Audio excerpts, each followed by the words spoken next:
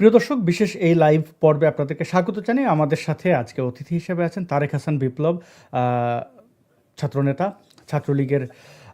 এই নেতাকে পেয়ে আমরা অত্যন্ত আনন্দিত। তারেক হাসান বিপ্লব, আপনাকে স্বাগত জানাই। ধন্যবাদ ভাই, অসংখ্য ধন্যবাদ। সেই তারেক হাসান সাথে বিপ্লব, জি, সেই সাথে আমাদেরকে যারা দেখছেন তাদের সবাইকে আন্তরিক শুভেচ্ছা, অভিনন্দন। জি, তারেক হাসান বিপ্লব, আপনি দেখলেন গত 26শে মার্চ বেশ কিছু জায়গায় আওয়ামী লীগের নেতাকর্মীরা উপস্থিত হয়েছেন, শহীদদের প্রতি শ্রদ্ধা জানিয়েছেন। সেরকম একটি ঘটনায় আমরা দেখলাম মিষ্টি সুভাষ নামের একজন আওয়ামী লীগের কর্মী, তিনি বেশ অতীতে বেশ কয়েকবার তর্কাতর্কি এবং হুমকির মুখে পড়া, মবের খপ্পরে পড়া এমন বহু ঘটনা আমরা দেখেছিলাম। তো তিনি সম্প্রতি গ্রেপ্তার হলেন, তার বিরুদ্ধে রাষ্ট্রদ্রোহিতার অভিযোগ আনা হলো, সন্ত্রাস বিরোধী আইনে তাকে গ্রেপ্তার এবং 2 দিন রিমান্ড। তো এই পরিস্থিতি কি ইঙ্গিত দিচ্ছে? তারেক জিয়া বা বিএনপি বা নির্বাচিত সরকার আসলে অনেক ক্ষেত্রে আওয়ামী লীগের উপরে যে অবৈধ যে নিষেধাজ্ঞাটি রয়েছে, কোট আনকোট নিষিদ্ধ, তো সেটি প্রত্যাহার করা হবে বলে অনেকেই মনে করেছিলেন। এই পরিবর্তিত পরিস্থিতিতে আপনার মতামত কি? আপনি কি কোনো আশা দেখেন বিএনপির পক্ষ থেকে? ধন্যবাদ ভাই। এই ব্যাপারটা আসলে খোলাসা করা উচিত। আমি প্রথমে আপনাকে একটা বিষয় বলে নিই, পাশাপাশি আপনার যারা দর্শক আছেন সবাইকে। বিএনপি মূলত ইউনূসের যে সরকার ব্যবস্থা ছিল, অন্তর্বর্তীকালীন সরকার, যে অবৈধ সরকার ব্যবস্থা, এটার একটা সংস্করিত রূপ। বিএনপি কিংবা ইউনূস কিংবা জামাত, তাদের মধ্যকার যে দ্বন্দ্ব, অন্তকুন্দল, কলহ আপনারা দেখতে পান, এটা সম্পূর্ণরূপে সাজানো একটা নাটক। কারণ এই মুহূর্তে যেহেতু বাংলাদেশের বৃহৎ একটা রাজনৈতিক সংগঠন আওয়ামী লীগ মাঠে উপস্থিত নাই, তাদেরকে নিষিদ্ধ করে রাখা হয়েছে। সুতরাং বিরোধী মত কিংবা বিরোধী দল এটা তো প্রদর্শন করতে হবে। সুতরাং সেই জায়গা থেকে মূলত তাদের এই যে সাজানো নাটক, স্ক্রিপ্টেড নাটক, তারা অন্তকুন্দল, তাদের মধ্যে কলহ, এটা। আর সেকেন্ড কথা হচ্ছে, ভাই আপনি নিশ্চয়ই জানেন, অনেকেই বলার চেষ্টা করেছে যে ভারতের সাথে একটা সমঝোতার মধ্য দিয়ে তারেক রহমান বাংলাদেশে প্রবেশ করেছে। এই সমঝোতার মধ্যে একটা বিশেষ উল্লেখযোগ্য যে দিকটা ছিল সেটা হলো আওয়ামী লীগের উপর যে নিষেধাজ্ঞা দেওয়া হয়েছে সেটাকে প্রত্যাহার করা হবে, আওয়ামী লীগকে স্বাভাবিক রাজনৈতিক প্রক্রিয়ায় ফেরাতে দেওয়া হবে। কিন্তু আমি এটা কখনো ব্যক্তিগতভাবে বিশ্বাস করিনি, কারণ বিএনপি যেখানে আওয়ামী লীগকে বাদ দিয়ে এতগুলা মানুষের সমর্থনের যে দল, 50% মানুষের ম্যান্ডেট না নিয়ে তারা নির্বাচন আয়োজন করেছে, এই নির্বাচনের মধ্য দিয়ে তারা ক্ষমতায় আসছে। সুতরাং ক্ষমতায় আসার পর কিভাবে তারা ভাবে, আওয়ামী লীগের নেতাকর্মীরা কিংবা আওয়ামী লীগের নীতি নির্ধারণী মহল, যে বিএনপি তাদেরকে রাজনৈতিক স্পেস দেবে? বিএনপি কিন্তু আওয়ামী লীগ সম্পর্কে অবগত। তারা জানে যে আওয়ামী লীগ বিরোধী দলে স্বাভাবিক রাজনৈতিক প্রক্রিয়ায় থাকলে তারা কতটা বিধ্বংসী রূপে নিজেদেরকে প্রমাণ করতে পারে, উপস্থাপন করতে পারে। সেটা কিন্তু আমরা অতীতে দেখেছি। 90-এ স্বৈরাচার বিরোধী আন্দোলন বলেন কিংবা লগি বৈঠা আন্দোলন যেটা আমরা চিনি সেটা বলেন, সেখানে কিন্তু আওয়ামী লীগ কিন্তু দেখিয়েছে তাদের সক্ষমতার জায়গা। সুতরাং বিএনপি কোনোভাবে বাংলাদেশ আওয়ামী লীগকে রাজনৈতিক স্পেস দেবে না, স্বাভাবিক রাজনৈতিক প্রক্রিয়ায় ফিরতে দেবে না। এবং মির্জা ফখরুল কিন্তু ইতিমধ্যে বলেই দিয়েছেন, যদিও তার এটা ব্যক্তিগত মতামত, দলের পক্ষ থেকে এই ধরনের বার্তা দেওয়া হয়নি, আওয়ামী লীগের যে উপর যে নিষেধাজ্ঞা সেটা প্রত্যাহার করা হবে না, তারা করবে না। সুতরাং আমি সেটা প্রথম থেকে জানতাম, মানতাম এবং এখনো বিশ্বাস করি, বিএনপি স্বাভাবিক প্রক্রিয়াতে অর্থাৎ ইচ্ছাকৃতভাবে কখনোই আওয়ামী লীগের উপর যে নিষেধাজ্ঞা দেওয়া হয়েছে সেটা প্রত্যাহার করবে না। এখন আওয়ামী লীগ যদি তাদের যে তৃণমূলকে সুসংগঠিত করতে পারে, পাশাপাশি কূটনৈতিক মহলে তৎপরতা বাড়াতে পারে, পাশাপাশি তাদের মধ্যে যে একটা আছে, যে আপনার ধরেন যারা দুর্বৃত্তায়ন করেছে তৃণমূলের, যাদের প্রতি একটা ক্ষোভ আছে, তাদেরকে সরিয়ে দিয়ে যদি নতুন ভাবে আবারও, এটাকে আমি সংস্কার বলবো না, এটাকে বলবো আমি শুদ্ধিকরণ, আত্মশুদ্ধি, এটাকে আমি খারাপ ভাবে দেখি না। এখন কারা খারাপ ভাবে দেখে সেটা আমার দেখার বিষয় না। তবে এই যে শুদ্ধিকরণের ব্যাপারটা, এটা করে যদি ফিরতে পারে তবে তৃণমূল তাদেরকে অ্যাকসেপ্ট করবে, এবং তৃণমূল অ্যাকসেপ্ট করলে এখন নিশ্চিত থাকেন বিএনপি একটা পর্যায়ে গিয়ে বাধ্য হবে তাদের উপর যে নিষেধাজ্ঞা সেটা তুলে নিতে। কিন্তু যদি আওয়ামী লীগ শুধুমাত্র বিএনপির উপর নির্ভর হয়ে থাকে যে বিএনপি তাদের উপর থেকে নিষেধাজ্ঞা প্রত্যাহার করবে, এটা আওয়ামী লীগের একটা ভুল সিদ্ধান্ত হবে বলে আমি বিশ্বাস করি। আর মিষ্টি সুভাষের যে ব্যাপারটা বললেন, এর আগেও মেয়েটা দুবার গ্রেফতার হয়েছে, তার বিরুদ্ধে অসংখ্য অভিযোগ এসেছে যে সে কোনো একটা এজেন্সির পারপাস সার্ভ করে। আপনি বুঝতেই পারছেন আমি কোন এজেন্সির কথা বলছি, বাংলাদেশ অথবা ওইটা আবার পাকিস্তান, যাই হোক।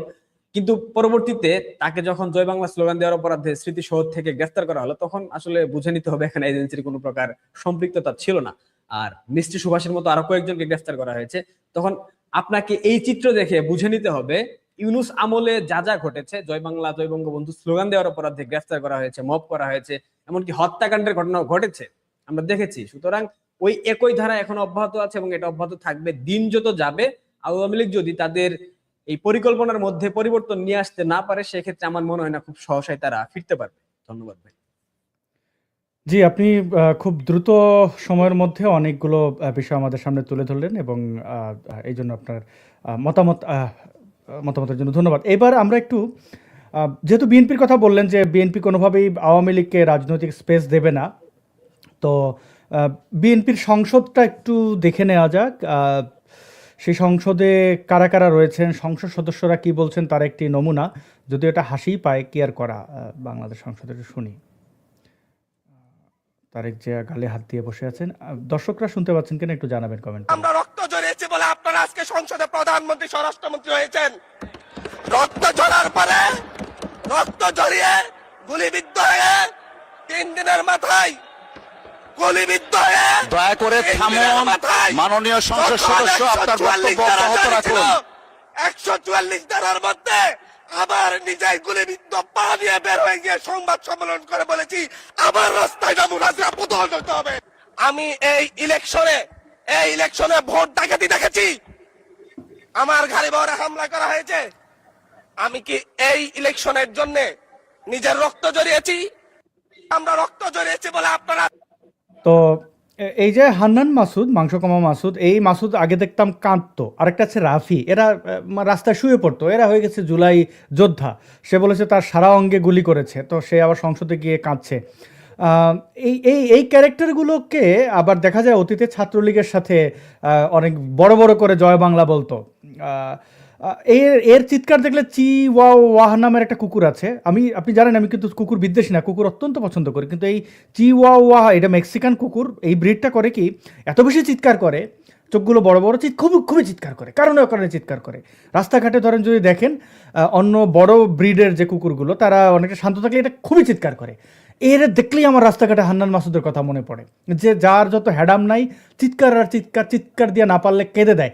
এবং এই ধরনের ছেলেপেলে ছাত্রলীগ করতো। মানে আমার যদি এই এই ডাকসুর ওই যে সাদিক কায়েম বা হাসনাত সার্জিসের মতো একটা দালাল এরা ছাত্রলীগ করতো, ভাই আপনাদের ছাত্রলীগের যারা পদ পদবি দিত আর কি, যারা মনে করেন ছাত্রলীগ হিসাবে স্বীকৃতি দিত, যে ছাত্রলীগের বড় ভাই, তাদের রুচি এত খারাপ কেন?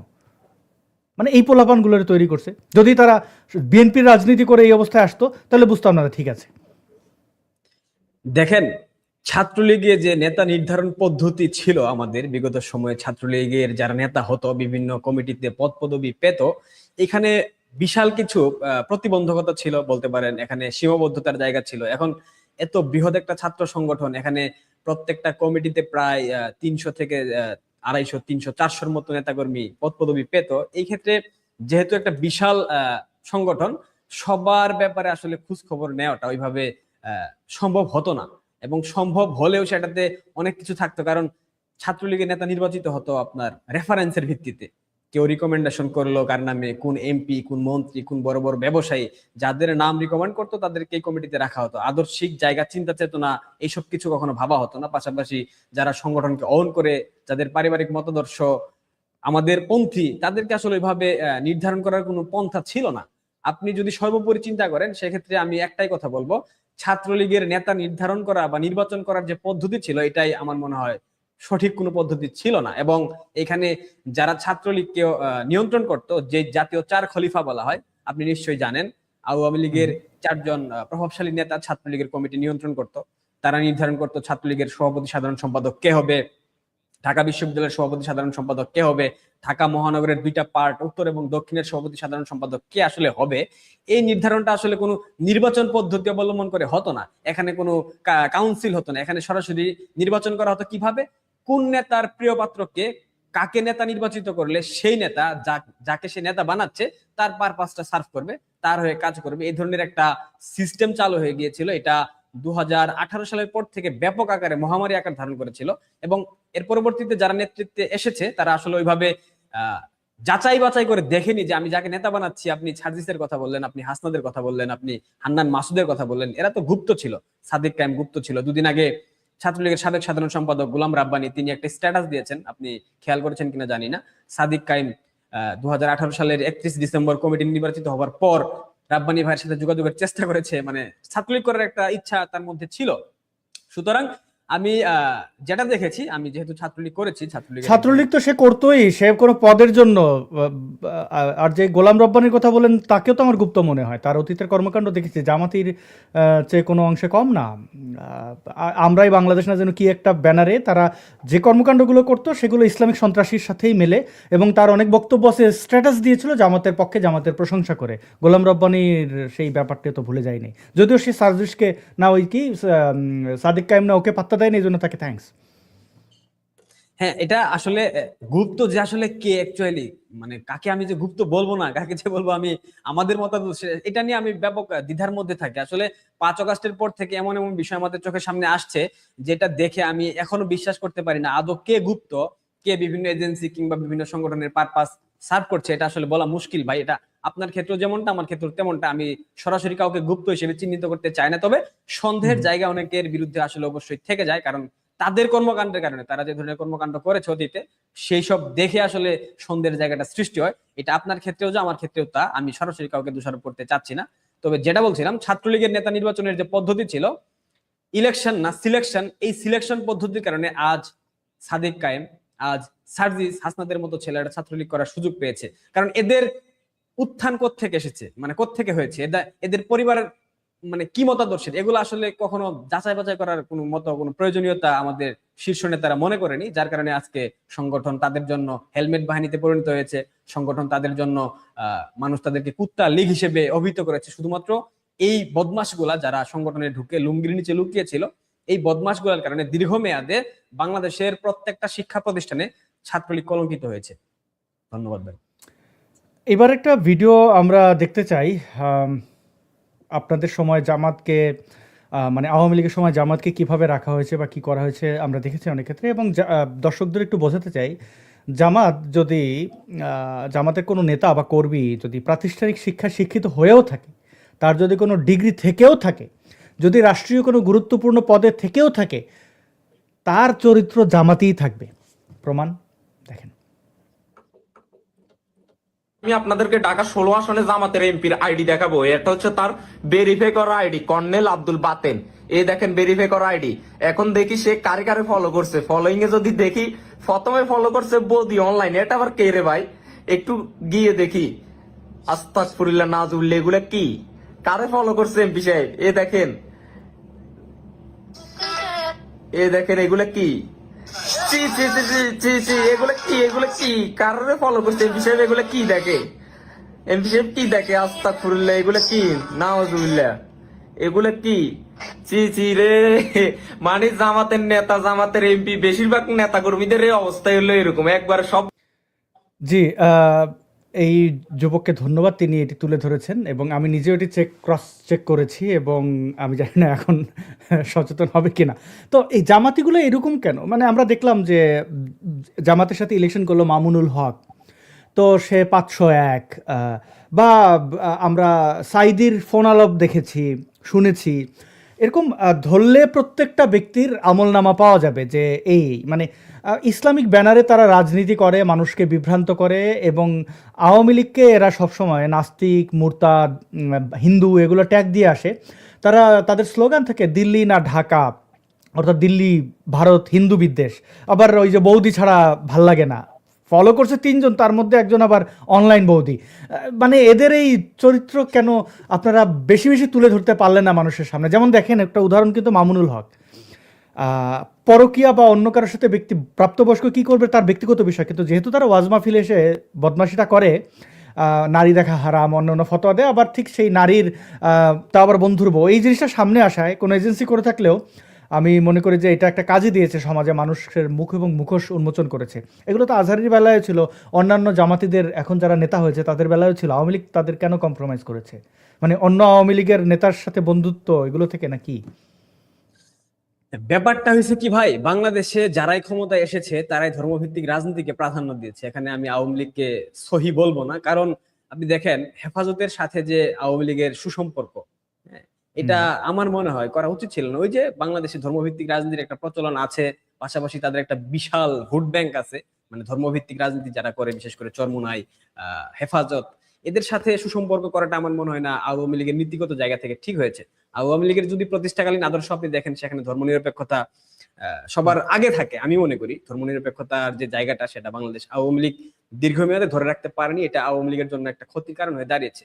যাদের সাথে সুসম্পর্কের কারণে, যাদের সাথে যাদের দেওয়া যে উপাধি বঙ্গবন্ধু কন্যাকে দেওয়া হয়েছিল, কি ওইটা কওমি মাতা, এই কওমি মাতা উপাধি যারা দিয়েছিল, তারাই কিন্তু 5 আগস্টের পর জাতির পিতা বঙ্গবন্ধু শেখ মুজিবুর রহমানের ভাস্কর্যে হিসু করেছিল। সুতরাং এই যে সিচুয়েশন গুলা, এই জামাতিরা লুকিয়েছিল আওয়ামী লীগের বিভিন্ন এমপি মন্ত্রীদের কোলের নিচে, লুঙ্গির নিচে। স্পেশালি আমি যদি আর উদাহরণ দিই, হাসান মাহমুদ একটা পিওর জামাতি। আমি জানি আপনার সাথে আপনি হাসান মাহমুদকে পছন্দ করেন না, অনেকেই ভাবতে পারে যে এটা আমি আপনাকে খুশি করার জন্য বলতেছি, বাট না, হাসান মাহমুদের মতো অসংখ্য ব্যক্তি ছিল। উদাহরণস্বরূপ আমাদের স্বরাষ্ট্রমন্ত্রী সাহেব, তিনিও জামাতপন্থী ছিলেন, তিনি জামাতের সাথে তার একটা সুসম্পর্ক ছিল, তিনি জামাতের খুব কাছের মানুষ ছিলেন। সুতরাং আওয়ামী লীগের মধ্যে দীর্ঘমেয়াদে যেই সব ব্যক্তিরা নীতি নির্ধারণী মহলে ছিল, এরা জামাতকে লালন পালন করেছে, জামাত এদের কাছে ছিল, এদের কাছে বড় হয়েছে। সুতরাং জামাতকে তারা কিভাবে ছুঁড়ে ফেলে দেবে? সন্তানকে তো আপনি চাইলে ছুঁড়ে ফেলতে একটু পারবেন। যদি আপনার কথা সমর্থন করে একটা কোট করি, আবুল মাল আব্দুল মুহিত আমাদের সাবেক অর্থমন্ত্রী, এবং আমি তাকে ব্যক্তিগতভাবে শ্রদ্ধা করি। তার ব্যাপারে দুর্নীতি, অসততা এগুলোর কোনো অভিযোগ আসেনি, এবং তার সময় অর্থনীতি যতই তখন সমালোচনা করি না কেন, সিলেটিদের বাংলা বলতে একটু সীমাবদ্ধতা থাকে, তার অনেক ডায়ালগে প্রবলেম ছিল, কিন্তু তিনি তার প্রতি আমার শ্রদ্ধা কাজ করে, যেমনটা শেখ হাসিনার প্রতি শ্রদ্ধা কাজ করে, যদিও আমি একসময় শেখ হাসিনার ব্যাপক বিরোধিতা করেছি। মানে এগুলো হচ্ছে কর্ম দেখে এখন কম্পেয়ার করলে বুঝতে পারি যে আগে কেমন ছিলাম। তো তার ভাই, অর্থাৎ আবুল মাল আব্দুল মুহিদের ভাই, তো সাবেক পররাষ্ট্রমন্ত্রী, আমি তার নামটা ভুলে গেলাম, আব্দুল মোমেন, জি, মোমেন সাহেব বলেছেন কিন্তু সরাসরি যে আমাদের এমপি মন্ত্রীরা জামাত ইসলামীদের সাথে ব্যবসা বাণিজ্যে যুক্ত ছিল, আমার কিছু করার ছিল না। তিনি এটা একদম সরাসরি একটা লাইভ শোতে বলেছেন, সুলতানুর রহমানের লাইভ শোতে। তো এটা তো গোপন কিছু না। জামাতকে পুনর্বাসিত করা, তাদের অর্থনীতি সচল রাখার জন্য তো আওয়ামী লীগের একক ভূমিকা ছিল। ওই সময় তো আর কোনো দল ছিল না বাংলাদেশে। হ্যাঁ, আপনি স্পষ্ট দেখেন, আজকে জামাত ইসলামের তো ফান্ডিং থেকে আসে। জামাত ইসলামের ফান্ডিং মধ্যপ্রাচ্য থেকে আসে। আমরা জানি ইসলামিস্ট যে কান্ট্রিগুলো আছে, সেখান থেকে তাদেরকে ব্যাপক একটা ফান্ডিং করা হয়। কিন্তু এই ফান্ডিং দিয়ে কি বাংলাদেশে এত কিছু করা সম্ভব? আপনি দেখেন বাংলাদেশের বড় বড় যে কোচিং সেন্টার গুলা, প্রত্যেকটা জামাত নিয়ন্ত্রিত। রেটিনা বলেন, ফোকাস বলেন, উদ্ভাস বলেন, যেগুলো প্রথম সারির কোচিং সেন্টার, এখান থেকে কিন্তু ব্যাপক একটা প্রফিট আসে প্রতি বছর বা প্রতি সিজনে। পাশাপাশি আপনি দেখেন ইবনে সিনার মতো হসপিটাল জামাতিদের নিয়ন্ত্রণে, আল আরাফা ব্যাংক জামাতিদের, ইসলামী ব্যাংক জামাতিদের। বাংলাদেশের বৃহৎ যে প্রতিষ্ঠানগুলো ওপেন জামাত পরিচালনা করেছে শুধুমাত্র আওয়ামী লীগের নেতা, এমপি, মন্ত্রী, এদের প্রত্যক্ষ তত্ত্বাবধানে। পাশাপাশি বাংলাদেশ আওয়ামী লীগের যারা নীতি নির্ধারণী পর্যায়ে ছিল, এটা জেলা বলেন, উপজেলা বলেন, কিংবা কেন্দ্রীয় পর্যায়ে বলেন, এদের একটা বিশাল অংশ জামাতিদেরকে সাথে নিয়ে, জামাতিদেরকে ব্যবসায়িক পার্টনার বানিয়ে তাদের সাথে ব্যবসা করেছে। যার কারণে কিন্তু এখন তারা দেশের বাইরে অবস্থান করছে, তাদের লাভের অংশটা ঠিকঠাক মতো দেশের বাইরে তাদের অ্যাকাউন্টে চলে যাচ্ছে। সুতরাং এটা তো ধ্রুব সত্য, এটা একদম মানে প্রমাণিত সত্য, এখান থেকে বের হওয়ার কোনো সুযোগ নাই। জামাতকে লালন পালন করেছে আওয়ামী লীগ। এখন আপনি বলতে পারেন, আমি একটা দোষারোপ করতে পারি, আমি করবো সেটা, কারণ স্বাধীনতার পর জামাত ইসলাম নিষিদ্ধ ছিল। এই জামাত ইসলামকে রাজনৈতিক বৈধতা দিয়ে গেছে জিয়াউর রহমান। পরবর্তীতে জামাত ইসলাম বিভিন্ন সেক্টরে প্রবেশ করেছে, কিন্তু 96 এর পর বা 2001 থেকে 2006 বিএনপি ক্ষমতায় ছিল জামাত জোট। 2006 এর পর জামাত ইসলামের যত উন্নতি হয়েছে, এটা আওয়ামী লীগের হাত ধরে হয়েছে। এখানে আমি বঙ্গবন্ধু কন্যাকে কোনো প্রকার দোষারোপ করবো না, কারণ তিনি অনেক কিছু জানতেন না। অনেকেই তাকে দোষ দেয়, অনেকেই তার বিরুদ্ধে কথা বলে, বাট আওয়ামী লীগে একটা শ্রেণী ছিল ভাই, এগুলো আমি আসলে নাম বলতে চাচ্ছি না, এই শ্রেণীটা বঙ্গবন্ধু কন্যাকে ব্ল্যাকমেইল করতো। ব্ল্যাকমেইল করে অনেক কিছু তারা নিজেদের মতো করে করতো, যেটা আওয়ামী লীগের স্বার্থের বাইরে যেত, যেটা দেশের স্বার্থের বাইরে যেত, যেটা আওয়ামী লীগের নীতি নৈতিকতা আদর্শের পরিপন্থী হয়ে যেত। কিন্তু তারা সেটা তারপরও করে যেত, কারণ তাদের পয়সা লাগবে, তাদের মুনাফা প্রয়োজন। তারা ধর্মভিত্তিক রাজনীতি করত, কারণ তারা মানে ভাবে তারা যে ইসলামের রাজনীতি করব, একটা মাদ্রাসা প্রতিষ্ঠা করব, একটা মসজিদ প্রতিষ্ঠা করব, সৃষ্টিকর্তা না জানি এইটার বদৌলতে আমাকে পরবারে গেলে 70 হর আমাকে দেয়। এই ধরনের একটা প্রবণতা তাদের মধ্যে ছিল, এখনো সেটা। জি, আমি একটু ক্লিয়ার করি, যতটুকু আমি জানি ব্ল্যাকমেইলের ব্যাপারটা কিরকম, যে জুজুর ভয় দেখাতো শেখ হাসিনাকে। ধরেন হাসান মাহমুদ গিয়ে বললো যে হেফাজত, ওই যে শাপলা চত্বরের পরে ওইখানে শ্রদ্ধেয় সৈয়দ আশরাফ যে ভূমিকাটা রেখেছিলেন, তখন ওই ভূমিকা না রাখলে 2013-তেই আওয়ামী লীগ গায়া। হ্যাঁ, এবং তখন জামাত ইসলাম আরও পিক ছিল, হ্যাঁ, তখন কি হতো যাই হোক। তো হাসান মাহমুদ গিয়ে বুঝাইলো কি যে আমার আর ওই যে তেতুল হুজুর আল্লামা শফি হাসান মাহমুদের মামা, তো যে বললো যে কি তারা আসলে এইখানে এত এত আলেমদের রক্ত ঝরবে এই সেই এরকম ভয়ভীতি। আর শেখ হাসিনা ধার্মিক, তো তাকে ধর্মভিত্তিকও ভয় দেখানো হয়েছে, মানে আতঙ্কিত করে দেওয়া, জুজুর ভয় দেখানো, মানে এইটা করলে এরকম হয়ে যাবে, আমরা সামলাইতে পারবো না নেত্রী, মাঠের রাজনীতি জানেন না। আজকে শেখ হাসিনা বাস্তবতা জেনে কিন্তু হাসান মাহমুদ থেকে শুরু করে অন্য কারোর ফোন ধরেন না, 2 পয়সার পাত্তা দেন না ওবায়দুল কাদের সহ কাউকে, আমি যতদূর জানি, ভুল জানলে ভুল।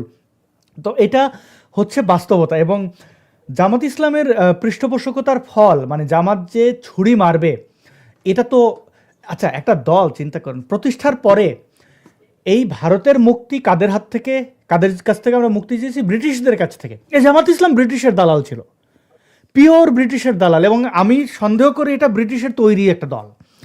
এরপর দেখেন পাকিস্তানের সাথে আমাদের কি দ্বন্দ্ব ছিল? ধর্মীয় দ্বন্দ্ব না, জাতীয় দ্বন্দ্ব। আমরা বাঙালি হিসেবে আমাদেরকে শুধু তুচ্ছতা ছিল, অপমান অপদস্থই করা হয় নাই, ভয়ঙ্কর বৈষম্যের মধ্যে রাখা হয়েছে, মানুষ বলে মানুষের মর্যাদা দেওয়া হয় নাই, আমাদের অর্থনৈতিক সামাজিক সকল অধিকার তারা কেড়ে নিয়েছে। ভাগ্যিস আমাদের বঙ্গবন্ধু ছিলেন। তো আমরা সেখান থেকে স্বাধীনতা লাভের জন্য যেখানে জীবন দিয়ে যুদ্ধ লড়াই করে যাচ্ছি, জেল একের পর এক জেল, বঙ্গবন্ধু কতগুলো বছর জীবনের জেল খাটলেন। সেই জামাত ইসলামের রোল কি ছিল? দালালি, শুধু দালালি, মহান মুক্তিযুদ্ধে তাদের ভূমিকা। এনিওয়ে, তো এরা তো একদম চিহ্নিত একটা দল, যারা হচ্ছে যে প্রয়োজনে মা বোনদেরকে বিক্রি করে দেয়, মা বোনদের ধর্ষকদের কাছে তুলে দেয়। তো সেই দল, তাদেরকে যদি আওয়ামী লীগ এই মানে পুরো বিপরীতমুখী, যদি কোনো বিএনপির লোককে আওয়ামী লীগ আশ্রয় প্রশ্রয় দেয়, আমি সেটা ভাবতে পারি যে রাজনৈতিক সৌন্দর্য ভাববো। কারণ কি, যে অফিসিয়ালি হলেও বিএনপি তো মহান মুক্তিযুদ্ধকে স্বীকার করে। তাছাড়া 1971-এ বিএনপির হাতে, বিএনপি তো প্রতিষ্ঠাই হয় নাই, রক্ত থাকবে কোথা থেকে? তাও বিএনপির এমন কোনো প্রধান সারির নেতা পাওয়া যায় না যে কিনা গণহত্যার সাথে যুক্ত ছিল। 2-একটা ছিল, তাদেরকে আমরা 72 হুরের কাছে পাঠিয়ে দিয়েছি, যেমন শাকা চৌধুরী থেকে শুরু করে। তো এরকম ধানের মধ্যে চিটা আওয়ামী লীগেরও পাওয়া যাবে না যে এমন না। কিন্তু এই জামাতের সাথে আতাতটা নিয়ে আমাদের তীব্র আপত্তি রয়েছে। এবং আমি একটু উদাহরণ দেই, অনেক আমাদের দর্শকরা মনে করেন জামাত ইসলামের লেবাস দেখে বা আওয়ামী লীগের কাছ থেকে হয়তো তিনি এই 16 বছরে ভিকটিম হতেই পারেন, আমরা অনেকেই হয়েছি। তো সেই কারণে আপনি হয়তো একটু জামাত মনা হইতে পারেন। আমি একজন মোল্লার উদাহরণ দিই যে তারা আমাদের আসলে কোন জায়গায় নিয়ে যায়। আপনি নিশ্চয়ই, প্রিয় দর্শক, আপনি ইসরায়েল গাজার যে সংঘাত, সেটা দেখে একটা আপনার ধারণা হয়েছে কি হয় পৃথিবীতে। ইরান ইসরায়েল এগুলো দেখে ভেনেজুয়েলা আমেরিকা, মানে বুঝতে পারেন যে কিভাবে কি ফাংশন করে। অর্থাৎ ক্ষমতা, প্রযুক্তি, যুদ্ধে যাওয়ার জন্য প্রস্তুতি, এগুলো অনেক কিছু আপনার কাছে জবাব রয়েছে। আর ধর্মীয় সংঘাত যে কোনো কারণে ভালো কিছু বয়ে আনে না, তার বড় একটা উদাহরণ কিন্তু এই 7th of October হামাসের হামলা এবং পরবর্তীতে গাজা মাটির সাথে মিশে যাওয়া। আমরা দুঃখিত এই উপত্যকার মানুষের জন্য, কিন্তু আমরা কিছু করতে পারছি না। আপনারা বাংলাদেশে বয়কট করেছিলেন কোকাকোলা, বাটার শোরুম লুটপাট চুরি করেছিলেন, কিন্তু তাতে লাভের লাভ কী হয়েছে সেই প্রশ্ন আপনারা নিজেকে করেন। ইসলামিক সন্ত্রাসীরা এই 5ই আগস্ট ক্ষমতা দখল করে নেওয়ার পরে কি বলেছিল? দিল্লি না ঢাকা, এত বিদ্বেষ ছড়িয়েছিল। ভারতকে ধন্যবাদ যে তারা আমাদের ওই যে একটু একটা কুকুরের উদাহরণ দিলাম, এই ধরনের মানে কুকুর আমার প্রিয়, কিন্তু আমি বোঝাতে চাইছি খ্যাচখ্যাচে এগুলোকে পাত্তা দিয়ে আমাদের সাথে কোনো সংঘাতে যায় নাই। তারা তাদের মতো করে তাদের ভিসা বন্ধ করেছে, কিছু জিনিস ট্রান্সশিপমেন্ট চুক্তি বাতিল করেছে, তাতে আমাদের বৃহৎ তেমন কোনো ক্ষতি হয়নি। কিন্তু যদি তারা ওই সংঘাতে যাওয়ার চেষ্টা করতো, তাহলে আমাদের অবস্থা কী হতো তা আমরা একটু বুঝতে পারি। দেখুন, এই ইসলামিক দলগুলো তারা কি ভাবে, কি বলে এবং কি করতে চায়। শুনুন, আপনি তাদের সাথে একমত কিনা সেটা একটু আমাদেরকে জানাবেন, আমরা একটু বুঝতে চাই। মানে বিপ্লব ভাই, আপনাকে বলছি না, দর্শককে বলছি, তারা একমত কিনা এই বক্তব্যগুলোর সাথে। দাসী কিনা হলে টাকা দিয়ে পতিতালয়ে যাওয়া যাবে না কেন? এই খ্যাপা, কে কইছে দাসী কিনা যাবে? বাংলাদেশে দাসী আছে? নাই তো, এখানে প্রথা আছে, কিন্তু যুদ্ধ করা। তুমি মায়ানমারের সাথে যুদ্ধ করো, যতগুলো মেয়ে পাওয়া যাবে এগুলো সৈনিকদের মাঝে বন্টন হয়ে যাবে। কথার কথা, আমি কমান্ডার পেয়ে গেলাম 50টা, কথা বুঝছো? তো আমি খুব যে 10টা রাখতে পারবো। এখানে একটা বাড়ি, ওখানে একটা বাড়ি, এখানে 4টা রুম, ওখানে মনে হয় 5-6টা রুম। তো কয়টা হবে? খুব যে 10টা রাখা যাবে, আর বেশি স্পেস নাই আমার কাছে। তাহলে আরো 40টা কি করবো? তখন এটা বিক্রি করতে পারবো, এটা পণ্য হিসাবে। এটা কেন? এরা কাফের, এরা আল্লাহর দুশ্মন, রসুলের দুশ্মন, দ্বীনের দুশ্মন। এদেরকে লাঞ্ছিত জীবন যাপন করতে হবে, তাদের লাঞ্ছিত জীবন। আচ্ছা, তারেক হাসান বিপ্লব, আপনি বলেন তো, এই যে একটা বক্তব্য দিল, এই মোল্লারা কিন্তু আওয়ামী লীগের আমলে, এটা আপনি মানবেন কিনা আমি জানি না, তবে এরা হৃষ্টপুষ্ট হয়েছে আওয়ামী লীগের আমলে। তারা ওয়াজ ব্যবসা যেভাবে মাছা ব্যবসা করেছে, অতীতের কোনো সরকারের সময় এই এই এই সাহস তারা করেনি। কথা হচ্ছে যে আজকে এখন তারেকের আমলে এসে তারা সেই সারিন্দাই বাজাচ্ছে। এই যে ঘৃণা, অমুসলিমদের কাফের, আল্লাহর দুশ্মন, তাই তাদের মা বোনদেরকে দেখেন গনিমতের মাল বানিয়ে বিক্রি করা, দাসী বানিয়ে বিক্রি করা, এবং মানুষের মর্যাদা দেওয়া যাবে না। আচ্ছা, এই চিন্তা যদি অমুসলিমরা আমাদের সাথে করে, পৃথিবীতে অমুসলিমদের সংখ্যা কত? শিয়া সুন্নি মিলে 200 কোটি, এখন বাকি 600 কোটি অমুসলিম, তারা যদি এই আচরণটা করে, বা বাংলাদেশে এই মোল্লা কথা ধরেন এরা ক্ষমতায় গেল, যেভাবে ইসলামিক আলহামদুলিল্লাহ যারা বলেন, এরা ধরেন ক্ষমতায় গেল, এরা প্রথম টেস্ট ম্যাচ খেলবে মিয়ানমার, ভারতের সাথে, তো তারা কি আমাদেরকে ছেড়ে দেবে? মানে ধর্মীয় এই যে মোল্লা মুন্সি, এরা যে আমাদের জন্য কতটা ক্ষতিকর এবং জামাতে ইসলাম কতটা ভয়ঙ্কর হতে পারে, সেই বিষয়ে যদি আমাদেরকে একটু আলোকিত করতেন। দেখেন, স্বাধীনতার পর প্রথম ভুল হয়েছে জামাতকে ক্ষমা করে দেওয়া। এটা বঙ্গবন্ধু তার উদারতার জায়গা থেকে করেছিলেন, সাধারণ ক্ষমা করেছিলেন, মাফ করেছিলেন, যেটা আমার মনে হয় উচিত হয়নি। সেই সময় আমার যেটা মনে হয়, সেই সময় এদের যে শেকড়, এদের যে আইডিওলজি, এটাকে একদম নিশ্চিহ্ন করে দেওয়া উচিত ছিল। যদি সেটা তখন করা না, হতো, জামাতকে ক্ষমা করেন নাই বিপ্লব। দেখেন, এত বড় একটা যুদ্ধ বিধ্বস্ত বাংলাদেশে সকলকে আপনি চাইলেই আইনের আওতায় আনতে পারবেন। একটা উদাহরণ দেয়, এই যে 5ই আগস্ট যারা ঘটিয়েছে, ধরেন কালকে আওয়ামী লীগ ক্ষমতায় গেল, তারা কিন্তু চাইলে সবার বিচার করতে পারবে না। বিচার কাদের হবে? হান্নান মাসুদ্দারদের মতো বা কয়েকটা যারা, কিন্তু এখানে তো কয়েক লক্ষ মানুষ ছিল। এমনকি আওয়ামী লীগের এমপি মন্ত্রীর ছেলেমেয়েরাও কিন্তু এই আন্দোলনে গেছে, আমি তাদের ছবি জানি, কিন্তু তাদের পরিবারের খোঁজ নিয়ে দেখেছি ছেলেগুলো উচ্ছন্নে গেছিল, মেয়েরা মানে বোঝে নাই, তালে তাল মিলিয়েছে। যদিও লালবদর ট্যাগ খেতে হয় আপনাকে বোধহয় গুপ্তও বলে, আমি জানি না। তো বঙ্গবন্ধুর তখন কিছু করার ছিল না, মানে ওই রকম একটা যুদ্ধ বিধ্বস্ত সাধারণ ক্ষমার মধ্যে এই ধর্ষণকারী হত্যাকারীরা ছিল না। যে আমি বলতেছি, হ্যাঁ, সীমাবদ্ধতার জায়গা অবশ্যই ছিল, সীমাবদ্ধতা ছিল না সেটা আমি বলি না, কিন্তু মানে এটা আমার মনে হয়েছে যে এদেরকে আসলে ক্ষমা করাটা ঠিক হয়নি। এখন দেখেন, জামাতের যে মৌলবাদী আচরণ, তাদের যে ধর্ম নিয়ে তাদের যে অতিরিক্ত বাড়াবাড়ি, এবং এই ইসলাম ধর্মটাকে, আমি ভাই আপনি কিভাবে নেবেন আমি জানি না, আমাকে অনেকে নাস্তিক ট্যাগ দেয় আপনার সাথে লাইভে আসলে, বাট আই ডোন্ট কেয়ার। অনেকে আমাকে ইনবক্সেও বলে যে আপনিও কি নাস্তিকের তালিকায় নাম লিখিয়েছেন কিনা। এখন আমাকে নাস্তিক বললে সেটা আমার কিছু যাবে কিংবা আসবে না। না, এখানে একটা উত্তর দিন, যদি পিনাকির মতো স্বঘোষিত নাস্তিক এবং মুসলমান বিদ্বেষী, নট ইসলাম, মুসলমান বিদ্বেষী লোক জামাতের ফ্রান্স শাখার আমির হইতে পারে, মানে দেখেন তার কথায় জামাত ওঠে, তার কথায় নাচে বসে, তো জামাত ইসলাম তারা তাদের পীরকে একটু দেখেন, খেয়াল করে, আওয়ামী লীগ ধরাটা খায় কোথায়? এরা না ঘাড়কা না ঘাটকা, না মুসলমান না বাংলাদেশ প্রেমী হইলে পরে এই অধপতন আসে। তারা উস্তাদ বানিল কারে? ইউনুস কি নাস্তিক না? আচ্ছা, ফারুকির ব্যাপারে এই 5ই আগস্টের পরও এই তথাকথিত জুলাই যোদ্ধারা যে পরিমাণে গালাগালি করেছে, স্বয়ং পিনাকি ভট্টাচার্য এই ক্যাম্পেইনের ওস্তাদ ছিল, ফারুকি কত খারাপ, সেই ফারুকিকে কিন্তু তারা মিনিস্টার বানাইলো, কিন্তু ফারুকি নাস্তিক, আসিফ নজরুল নাস্তিক, পিনাকি ভট্টাচার্য প্রকাশ্য নাস্তিক, গুপ্ত না। তাসনিম খলিল এটার একজন মহানায়ক। এই 5ই আগস্টের ঘটনার তাত্ত্বিক যদি আপনি দেখেন, এটা হচ্ছে যে তাসনিম খলিল, আপনি তার পাত্তা দেন আর না দেন, আপনি যদি পাত্তা না দেন, সলিমুল্লাহ খান নাস্তিক, ফরাদ মজার নাস্তিক, তাদেরকে মাথার মুকুট বানাইতে পারছে জামায়াত। তো আমি না এখানে কি আপনারা নিয়ে এসে নাস্তিকতার কোনো প্রমোট করি, বা আপনাকে কেন আমার পছন্দ হয়? আপনি তরুণ ছাত্রনেতা হিসেবে আপনি বোল্ড কথা বলেন, যারা কথা এরকম যদি হাজারো কথা বলতো আমরা তাদেরকে ডাকতাম। আর একটা মজার ঘটনা বলি, যেসব আওয়ামী লীগাররা আমার ধর্মীয় পরিচয়ের কারণে আলাদা করেন, তাদেরকে একটু বলি, ভাই আমার এখনও ইউটিউবে যাবেন, যতগুলো একজন কন্টেন্ট ক্রিয়েটর, একজন ভিডিও মেকার কি চায় যে তার ভিডিওগুলো বেশি মানুষের কাছে যাক, তার কাছে স্বীকৃতি ওই যে ইউটিউব থেকে দেয় যে ওই প্লে বাটন, এবং তার কোন ভিডিও কত মিলিয়ন ভিউ হয়েছে। আমার চ্যানেলটা তো অনেক পুরনো, যে দেখেন যে টপ রেটেড ভিডিওগুলো কোনগুলো সবচেয়ে বেশি ভিউ হয়েছে, প্রত্যেকটা পাবেন ধর্মকেন্দ্রিক। আমি মুক্তিযুদ্ধ, বাংলাদেশ, আওয়ামী লীগের দুরবস্থা দেখে ডিফেন্ড করে আমার লাভ কি? কোনো আওয়ামী লীগের আমাকে পয়সা দিয়েছে? দেখেন একটা লোককে দেখান পৃথিবীর যে আমাকে $100 দিয়েছে যে ভাই তুমি আওয়ামী লীগের দালালি করো, আমি কান ধরে অনলাইন থেকে চলে যাব। আমার যেখানে ধর্মকেন্দ্রিক সমালোচনার ভিডিও আমার বেশি মানুষের কাছে পৌঁছায় বা মানুষ এটা পছন্দ করে, আমি সেই জায়গাটাকে বলি দিছি, কোরবানি দিছি, বিসর্জন দিয়া আমি ধর্মের ব্যাপারে কথা বলি না। শুধুমাত্র একটা এই কথাটা বলতে হয় তারেক ভাই, একটু বুঝছেন বিপ্লব ভাই, আমি একদিন রিয়েলাইজ করলাম যে আওয়ামী লীগ এমনিতেই বিপদে, তাদের বিপদে কথা বলার মতো আওয়ামী লীগের মধ্যে লোক নাই। জামাতের ওরকম মুখপাত্র ছিল না, তারা পিনাকিকে তাদের মুখপাত্র বসিয়েছে, বুঝছেন জিনিসটা। আওয়ামী লীগের ওইরকম কোনো লোক নাই, কথা বলে অনলাইনে তাদের নেতাকর্মীদের উজ্জীবিত রাখবে এরকম নাই। হাজারো রিকোয়েস্ট আসে ইনবক্সে, মেসেজে, হোয়াটসঅ্যাপে।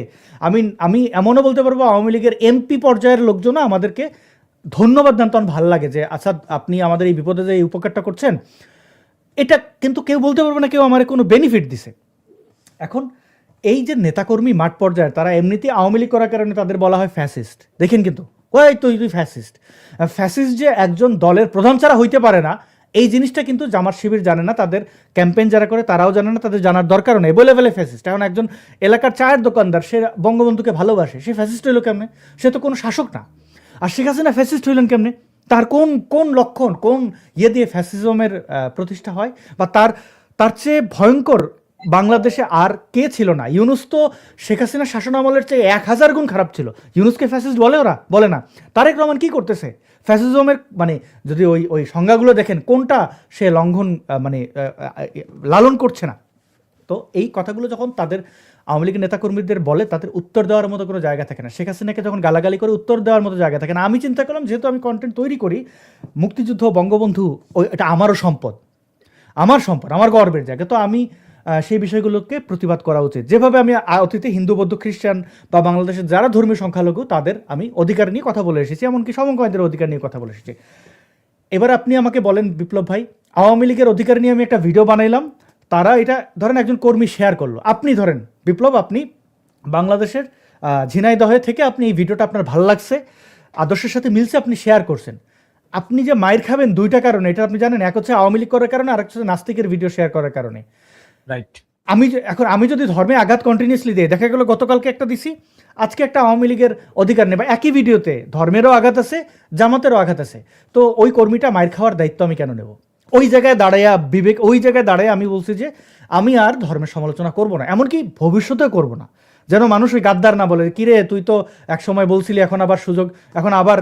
এই যে নিজের আদর্শকে কোরবানি দেওয়া, এটা এই জন্য আমার আওয়ামী লীগ দিছে কি? তো আপনারা যারা ট্যাগ দেয় আমার সাথে লাইভ করার জন্য, তাদেরকে বলবেন ভাই তোমরা একটা প্ল্যাটফর্ম বানাও, ছোটোখাটো বানাও, যেন মানুষের কাছে পৌঁছায়। আমি জীবনে কোনো নাস্তিকের ধারে কাছে যাব না। ওই কথাটা তাদের বলে দিলে মনে হয় সুবিধা হয়। নিজের এই যে মিষ্টি সুভাষকে যেভাবে গুপ্ত ট্যাগ দিছে, নিজের বলার হ্যাডাম নাই, অন্য কেউ বললে তারে আইসা ট্যাগ দেওয়া। দেখেন, যারা এই ধরনের কথা বলে সমালোচনা করে, ওরা মূলত ওই খামেনি লীগ, যাদেরকে আমি এখন নতুন নাম দিয়েছি খামেনি লীগ। সুতরাং আমি ওদের কথায় এগুলা রাখি না। আর আওয়ামী লীগের মোটামুটি নীতি নির্ধারণী পর্যায়ের যারা প্রগতিশীল, মুক্ত মনা, মুক্ত চিন্তক, যারা ধর্মনিরপেক্ষ, তাদের সাথে আমার অনেকের সাথে কথা হয়। সবাই আপনার কাজ পছন্দ করে, ভালোবাসে আপনাকে। এখন অনেকে হয়তো বা তাদের সীমাবদ্ধতার জায়গা থেকে আপনার সাথে যোগাযোগ করে না, কিংবা করতে ইচ্ছুক না, কারণ প্রত্যেকের মধ্যে তো একটা শঙ্কার জায়গা আছে।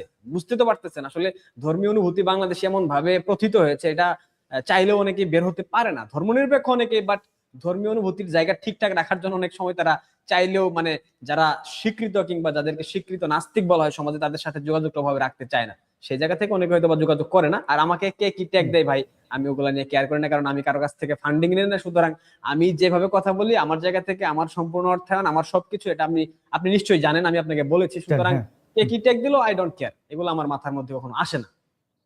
হ্যাঁ, আর জামাতের যে ব্যাপারটা আপনি বললেন, জামাত দেখেন, আজ জামাত যে পরিস্থিতিতে দাঁড়িয়ে, জামাত যে জায়গায় এসে দাঁড়িয়েছে, এটা কিন্তু জামাত স্বপ্নেও ভেবেছিল কিনা আমি জানি না। স্বাধীনতার পর এত ক্ষমতা, এত ঐশ্বর্য, এত দাম্ভিকতা জামাত কখনো দেখাতে পারেনি।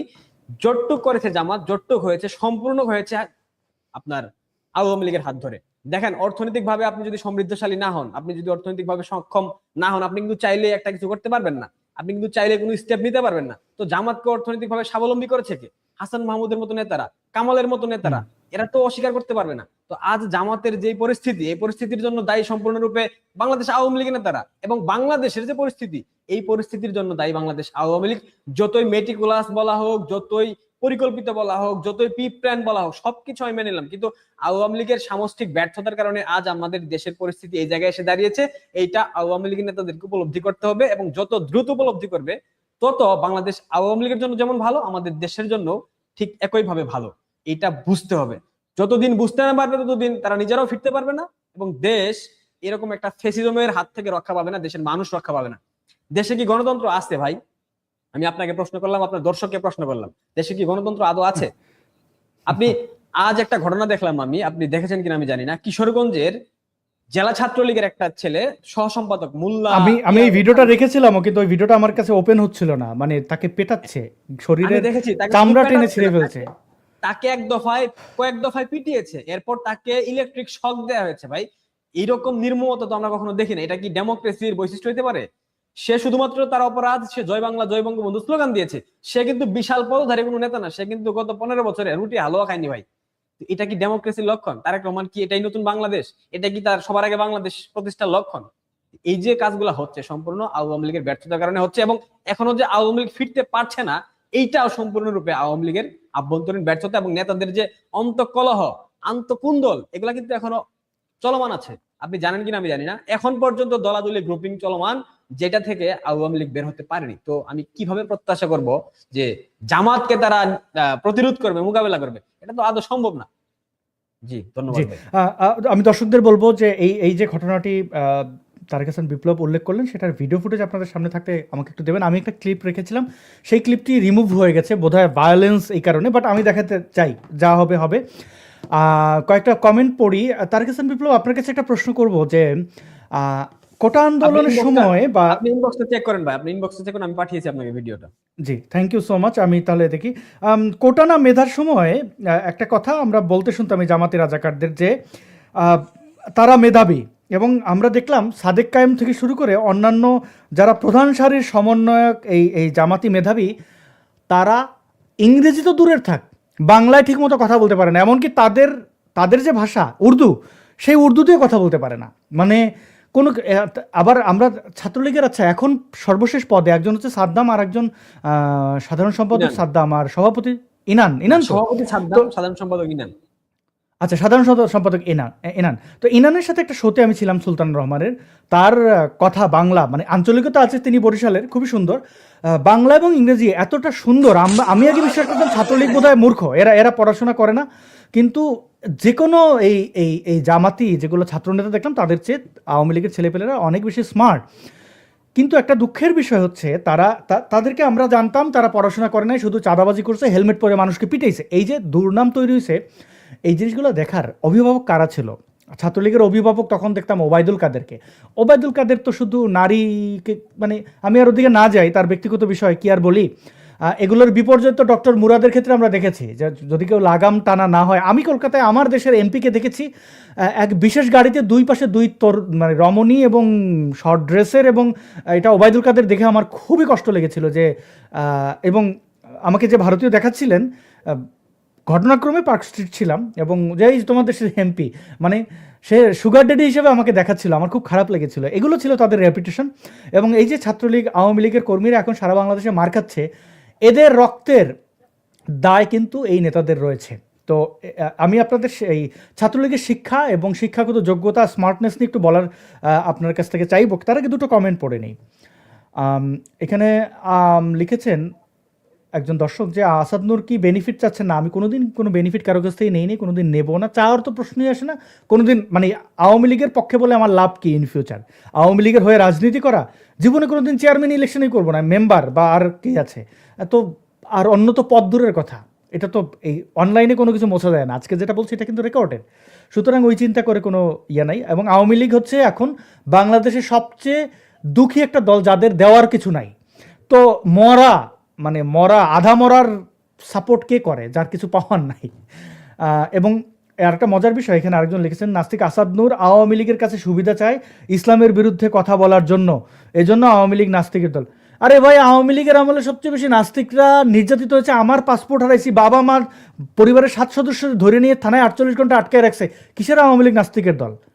মানে এইটা একটা ফাইজলামি। আওয়ামী লীগ সবচেয়ে বেশি মোল্লাদের তোষণ করেছে এবং সেকুলারদের লাথি মেরেছে। তো আওয়ামী লীগ আরেকটা কি, আওয়ামী লীগের সুবিধা চাই, আমি আওয়ামী লীগের কাছে সুবিধা চাবো কেন? আর আওয়ামী লীগ সুবিধা আমার দেওয়ার কে? আমি একজন স্বাবলম্বী মানুষ, আমি কর্মক্ষম একজন মানুষ, এবং আওয়ামী লীগ আমাকে সুবিধা দেওয়ার মতো ওই পরিবেশ আমার নাই। তাছাড়া আওয়ামী লীগ সুবিধা যদি দেওয়ার হয় তাদের নেতাকর্মীদের দেবে, যারা বিপদে হাজার হাজার নেতাকর্মী খাইতে পারে না, আমারে সুবিধা দেবে আওয়ামী লীগ কোথা থেকে? মানে একটা কমেন্ট, এই ইসলামিক সন্ত্রাসীরা তককে তককে থাকে, পাইলেই একটা জায়গায় এসে ঢুইকা ইয়ে করে। তো আমি জানতে চাই, আওয়ামী লীগের মধ্যে এত স্মার্ট ছেলেপেলে থাকা সত্ত্বেও কেন অনলাইনে শূন্যতা? দেখেন, আমি কিন্তু কয়েকবার বলেছি, আওয়ামী লীগের যারা কথা বলবেন তাদেরকে কারিগরি যে ট্রেনিংটা, মানে কী কী ইকুইপমেন্ট লাগবে, কীভাবে লাইট সেট আপ করতে হবে, কীভাবে শব্দ ভালো করতে হবে, এই বিষয়ে আমার যতটুকু ইয়ে আছে, আমি চাই তারা কথা বলুক, আমি তাদের সাহায্য করব, ফ্রি অফ কস্ট, 1 টাকা নেবো না। কোনোদিন বলবো না যে 5 বছর পরে যদি ক্ষমতায় যায় যে এই ভাই আপনারা তো আমি ওই দিন ওই সাহায্যটা করছিলাম, আমারে ওই এলাকার গরুটার দখল করে দেন, ওই গরুটা চুরি করে দেন, বা ছাগলটা আমার লাগবে, এই জিনিস।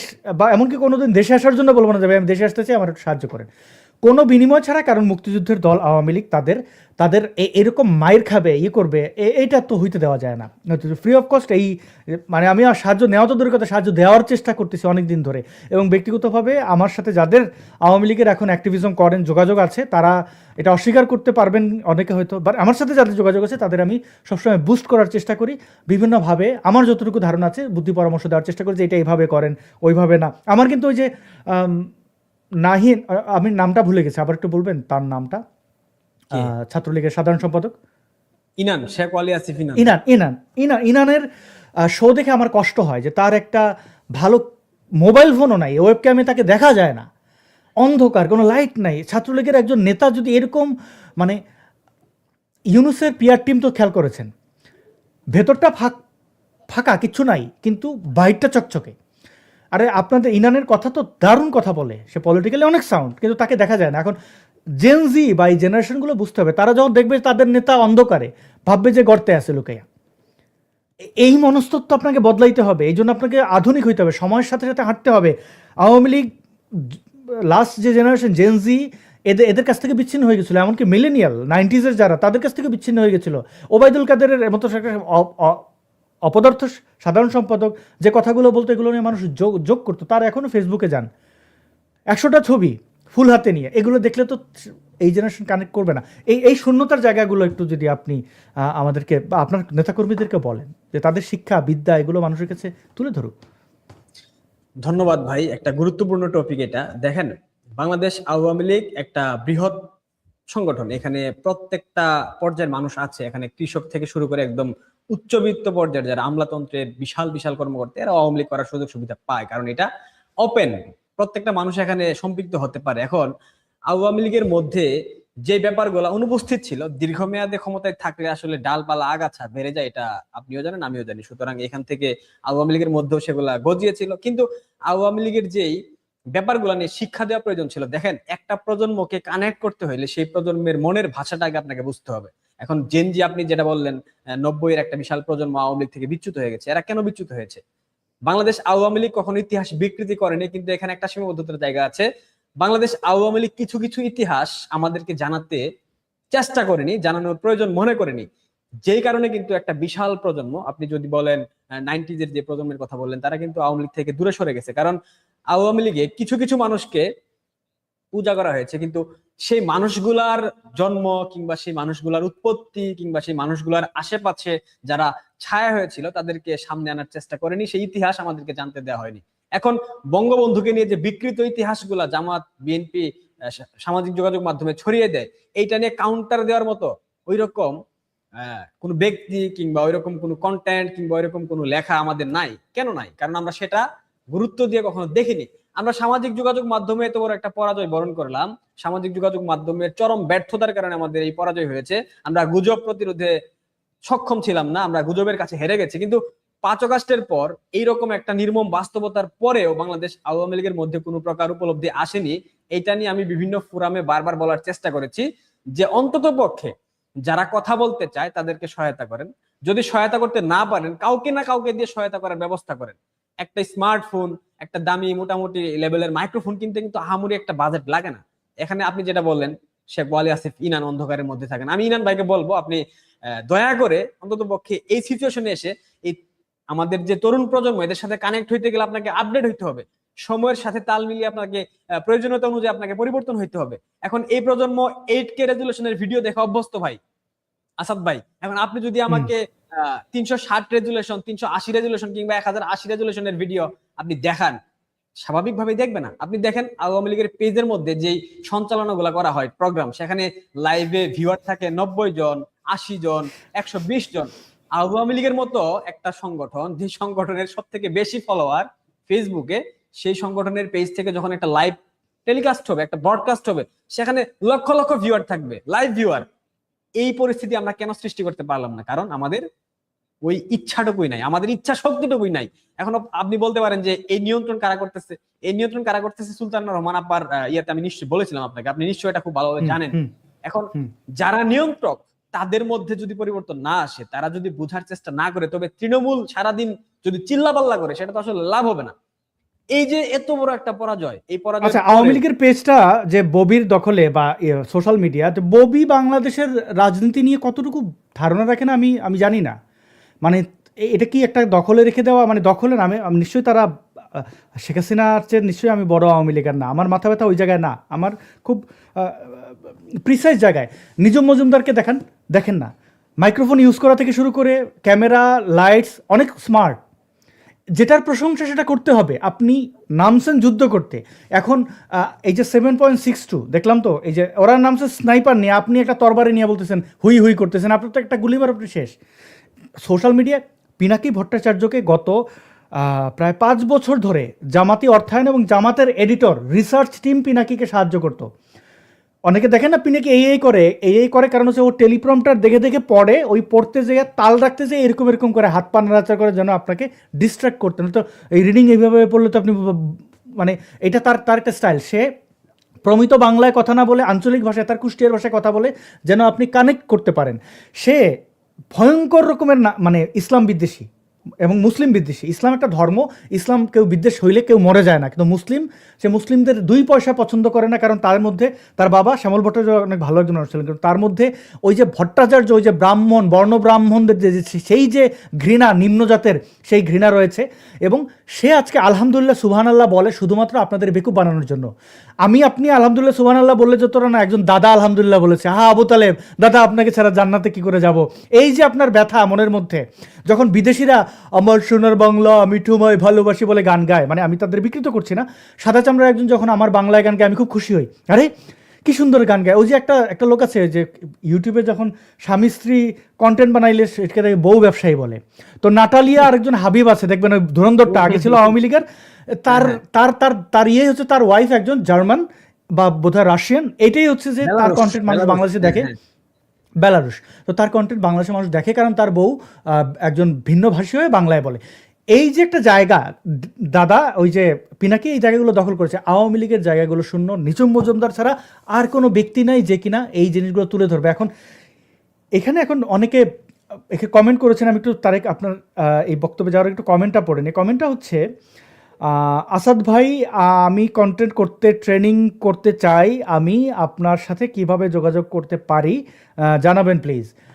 আমার সাথে যোগাযোগের মাধ্যমটা বলে দেই। এই যে এই অধ্যায়টাতে এত সময় ব্যয় করার কারণটা হচ্ছে, আমি চাই আওয়ামী লীগের মধ্যে থেকে অনেক নতুন মুখ উঠে আসুক। আমার সাথে যোগাযোগের খুব সহজ একটা মাধ্যম আছে, এটা হচ্ছে ফেসবুকে। আমি যদি একটু দেখাই, কই গেল, এটা হচ্ছে আমার প্রোফাইল, এবং এই প্রোফাইলের লিঙ্ক আমার ইউটিউবে দেওয়া আছে। এবং আসাদুজ্জামান নূর আমার পুরো নাম, এই নাম লিখে সার্চ করলে এই ভেরিফাইড একটা অ্যাকাউন্ট দেখবেন। এখানে আপনি জাস্ট মেসেজ করলেই হবে, এইটা আমার ছবি প্রোফাইলে। আপনি মেসেজ করবেন যে আপনি আওয়ামী লীগের কর্মী সমর্থক, ছাত্রলীগ হইতে পারেন, যুবলীগ হইতে পারেন, এবং আপনার নাম পরিচয়টা দেবেন। আপনি এই কন্টেন্ট বানাইতে ইচ্ছুক, এবং আমি ক্রস চেক করে নেব। মানে আমি তো জামাতের ট্রেন করব না, কারণ আমার এই বিদ্যার দাম আছে। তো এখন আমি ক্রস চেক কার কাছ থেকে করবো? আমি বরং তারেক ভাইকে জিজ্ঞেস করবো, কারণ আমার কিন্তু আসলে আওয়ামী লীগের ছাত্রলীগের তারেক ভাইয়ের চেয়ে আর কেউ পোস্ট পদবী আমার কারোর সাথে যোগাযোগ নেই। আমার নিজ মজুমদারের সাথে যোগাযোগ হচ্ছে, আর কে কোনো এমপি ওইভাবে নাই। হ্যাঁ, অনেকেই অনেক সময় মেসেজ দিয়ে বলছেন থ্যাঙ্কস দিচ্ছেন এতটুকুই, কিন্তু তাদের সাথে ওই যোগাযোগ নাই যে আচ্ছা এই লোকটাকে চেনেন কিনা। তবে আওয়ামী লীগের ভাই ব্রাদারের কাছ থেকে কনফার্ম হয়ে নেব যে আপনি আসলে আওয়ামী লীগ কিনা। তারপরে আপনার বিনা পয়সায় যতটুকু যা লাগে বুদ্ধি পরামর্শ, আপনি তো ভাবেন যে এই ভিডিও বানাইতে অনেক লাখ লাখ কোটি কোটি টাকা লাগে, না। আপনার কাছে একটা স্মার্টফোন থাকলে ওই স্মার্টফোনটাকে সর্বোচ্চ কেমনে ব্যবহার করবেন এই জিনিসটা আমি আপনাকে বলে দিতে পারবো, কারণ এই বিষয় নিয়ে আমি পড়াশোনা করি, আমার একাডেমিক এই বিষয়ে সনদ আছে। আপনার ঘরের ভেতরে যে লাইট আছে, একটা জানালার লাইটকে ব্যবহার করে কিভাবে সুন্দর আউটপুট দেওয়া যায়, সেই জিনিসটা আমি হয়তো আপনাকে টিপস দিতে পারি। আপনি আপনার মতো করে বা আপনি আপনার পরিচয় গোপন রেখে, আপনি যদি চান আপনার নিরাপত্তার রেখে কীভাবে, ধরেন আপনি লেখালেখি করছেন ছদ্মনামে, সেটা আপনি যদিও এখনও তারেক ওই পথে যায় নাই মনে হচ্ছে, তাও সার্ভিলেন্সে থাকবেন না, কোনো প্রকার আইডেন্টিফিকেশন গোপন কেমনে রাখবেন, এই জিনিসগুলো আমি আপনাকে জানাতে সাহায্য করব। তারেক হাসান বিপ্লব, আমি দুঃখিত, আপনি আপনার কাছে যে প্রশ্নটি ছিল যে আওয়ামী লীগের ছাত্রলীগের এই যে শিক্ষাটাকে সঠিকভাবে কাজে লাগানো, এটা যদি আপনি একটু কন্টিনিউ করতেন।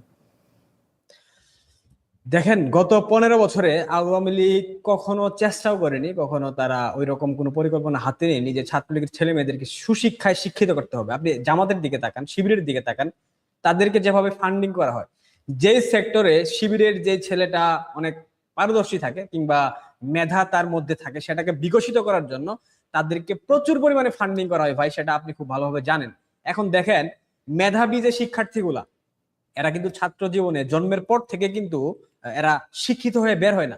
হ্যাঁ, তাদের মধ্যে একটা ওইরকম প্রবণতা দেখা যায়। ধরেন ক্লাস 5-এ একটা ছেলে পাশ করেছে, ট্যালেন্টফুলে বৃত্তি পেয়েছে কিংবা স্ট্যান্ড করেছে, হোয়াট এভার, A+ পেয়েছে, এই ছেলেটাকে শিবির টার্গেট করে ওই ছেলেটাকে তার যে শিক্ষা জীবন, ক্লাস 5 থেকে ক্লাস 10, ইন্টারমিডিয়েট, এরপর বিশ্ববিদ্যালয় জীবন, পুরো শিক্ষা জীবনটা তাকে ফান্ডিং করে একটা সময় এসে সে যখন সুশিক্ষায় শিক্ষিত হয়, উদাহরণ আবরার ফায়াজ, উদাহরণ আপনার আরো অনেককে আমি দিতে পারবো, এদেরকে ফান্ডিং করার মাধ্যমে তাদেরকে এভাবে গড়ে তোলে এবং এরা একটা পর্যায়ে গিয়ে সর্বোচ্চ আউটপুট দেয়। এখন আপনি ছাত্রলীগের দিকে তাকান, ছাত্রলীগের একটা ছেলে যদি নিজের যোগ্যতায় রিটেনে টিকে, কম্পিউটার টেস্টে টিকে, ভাইভার জন্য আওয়ামী লীগের নেতাদের সামনে যাইতো, তাদের কাছে যাইতো, বলতো যে আমাকে চাকরিটা নিয়ে দেন। এখন ছাত্রলীগের একটা আদর্শিক ছেলেকে যদি আপনি সাব ইন্সপেক্টর পদে আপনি যোগদান করার জন্য সামান্য ওই যে ভাইভার জন্য যে একটু রেফারেন্স দরকার, এইটুকু আপনি দেন, তার পরবর্তীতে সে যদি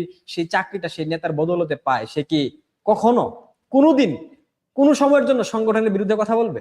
সংগঠনের আদর্শের বাইরে গিয়ে কথা বলবে? হ্যাঁ, অনেক প্রতিবন্ধকতা তার চাকরি জীবনে থাকবে, বাট আদর্শিক জায়গা থেকে সে কখনো বিচ্যুত হবে না। এই জিনিস থেকে বাংলাদেশ আওয়ামী লীগ অনেক অনেক অনেক দূরে ছিল।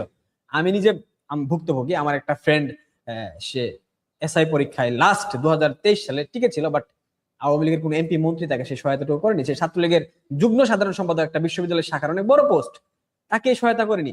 আওয়ামী লীগ করেছে কি, এই জামাত শিবির, এই বিএনপি পন্থী যারা ছিল তাদেরকে অর্থের বিনিময়ে ব্যাপক লেনদেন করে তাদেরকে বিভিন্ন সেক্টরে পদায়ন করেছে। আজ ডিজিএফআই এর মতো গোয়েন্দা সংস্থায় কেন জামাতপন্থী লোকের অভয়ারণ্য থাকবে? কেন এনএসআই এ জামাতের বিএনপি নেতারা থাকবে? কেন 5 আগস্ট ঘটার পূর্বে শেখ হাসিনার বৈঠকে কারা কি ধরনের কথা বলেছে, শেখ হাসিনা কাদের সাথে যোগাযোগ করেছে, আওয়ামী লীগের কেন্দ্রীয় নেতারা কাদের সাথে কমিউনিকেট করেছে, সবকিছু মাহমুদুর রহমানের কাছে চলে যায়। মাহমুদুর রহমান তো তখনও বাংলাদেশে আসেনি, সে তো তুর্কিতে ছিল, সে তো দালাল, সে জামাত শিবিরের প্রথম সারির এজেন্ট। সে কিভাবে এই তথ্যগুলা পেত? কারণ তারা দীর্ঘ 15 বছরে যাদেরকে ফান্ডিং করে সুশিক্ষায় শিক্ষিত করেছে, এদেরকে বিভিন্ন জায়গায় রিক্রুট করেছে, আর এই কাজগুলো হয়েছে আওয়ামী লীগের নেতাদের হাত দিয়ে। এবং এই বদমাশগুলোর কারণে 5 আগস্ট হয়েছে।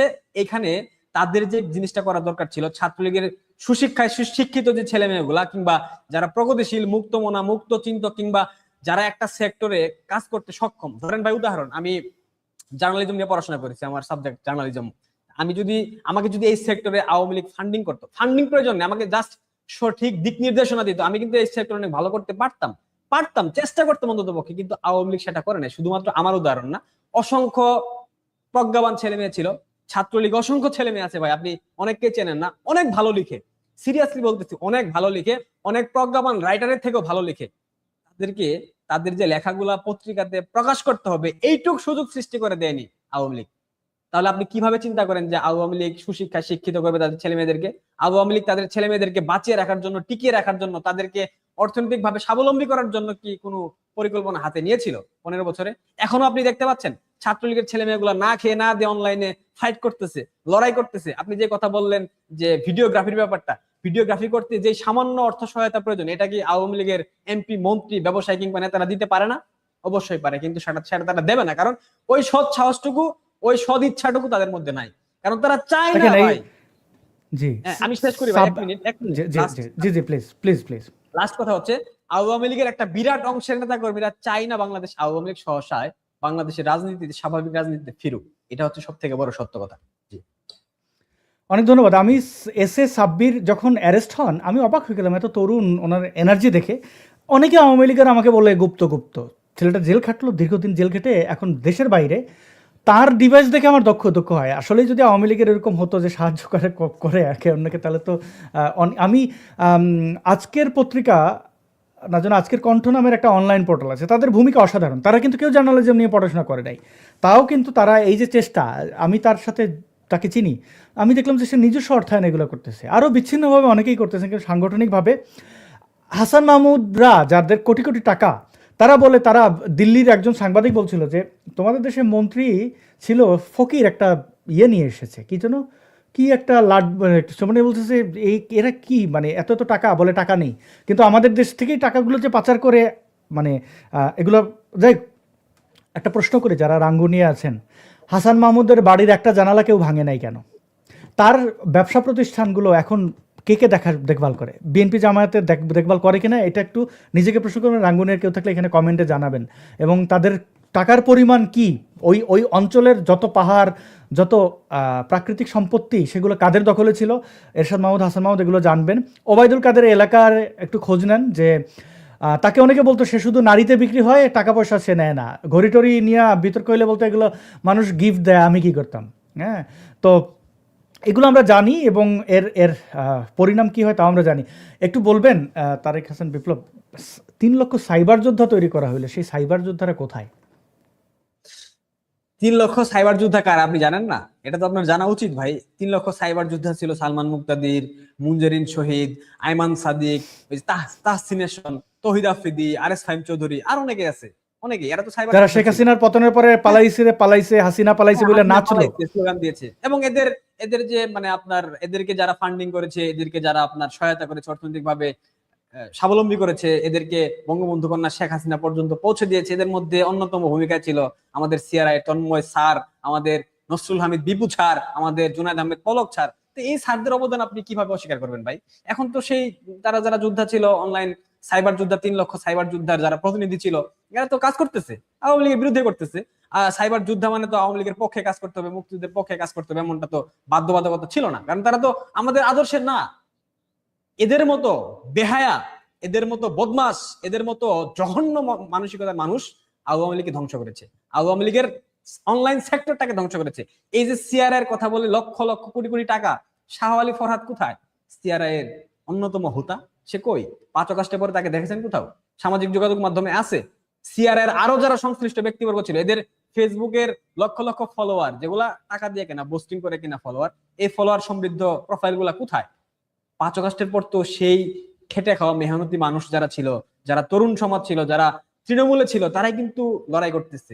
আওয়ামী লীগের শীর্ষ পর্যায়ের অনেকে আছে অনলাইনে, আমি সেটা বলবো না নেই, কিন্তু এই চুরবাটপার গুলা কোথায়, যারা সিআরআই কে বিক্রি করে কোটি কোটি টাকা আত্মসাৎ করেছে? নাই, কারণ এদের আদর্শিক কোনো জায়গা ছিল না। এই শাহ আলী ফরহাদ কে? হুই শাহ আলী ফরহাদ? এদের কোনো আদর্শিক জায়গা ছিল না ভাই। এদের কথা বললে মেজাজ খারাপ হবে শুধু শুধু। এদের কথা আর প্রশ্ন করেন না ভাই, এগুলো আসলে এদের কথা শুনতে চায় না ভাই। তৃণমূলের আমি একটু বলি, আমি একটু যুক্ত করে দিয়ে, আমি কয়েকজন শিল্পীকে চিনি যারা বাংলাদেশের কিংবদন্তি, যাদের কারো কারো হাত ধরে এই বাংলাদেশের শত শত বিখ্যাত সব গানের তারা গীতিকার, কেউ কেউ শিল্পী, ভোকাল। এখন বলবেন যে তাদের সাথে আমার এত যোগাযোগ কেমনে?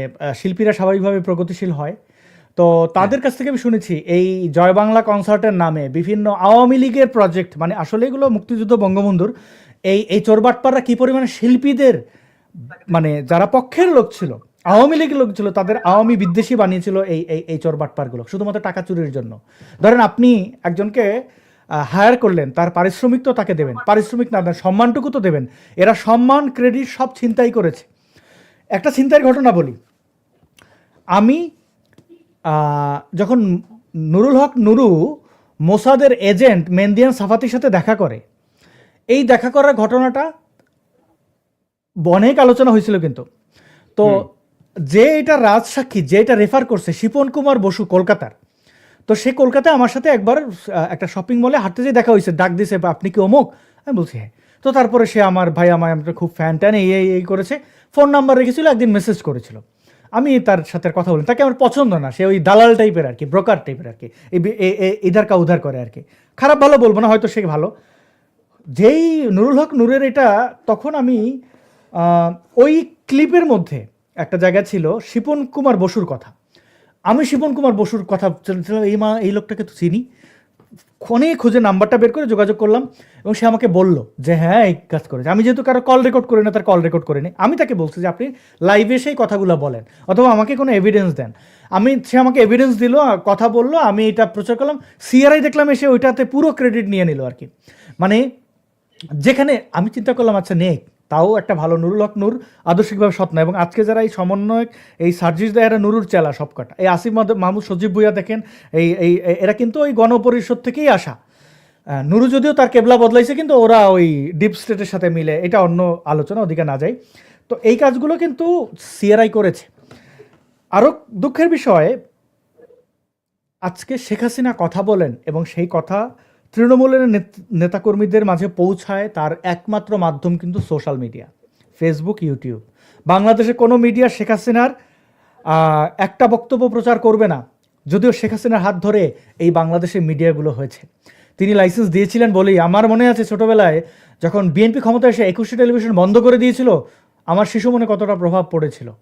কারণ বিটিভির বাতাবি লেবুর যন্ত্রণায় শুধু আমরা না, যারা প্রবীণ শুক্রবারে সিনেমা দেখার জন্যও বিটিভি দেখতেন, তারাও কিন্তু বিরক্ত ছিল। 21 টেলিভিশন এসে আমাদের একটা জানালা খুলে দিয়েছিল। তো শেখ হাসিনা সেই অবদান ছিল, যদিও এটাকে বিএনপি এসে শত্রু মনে করে বন্ধ করে দিল।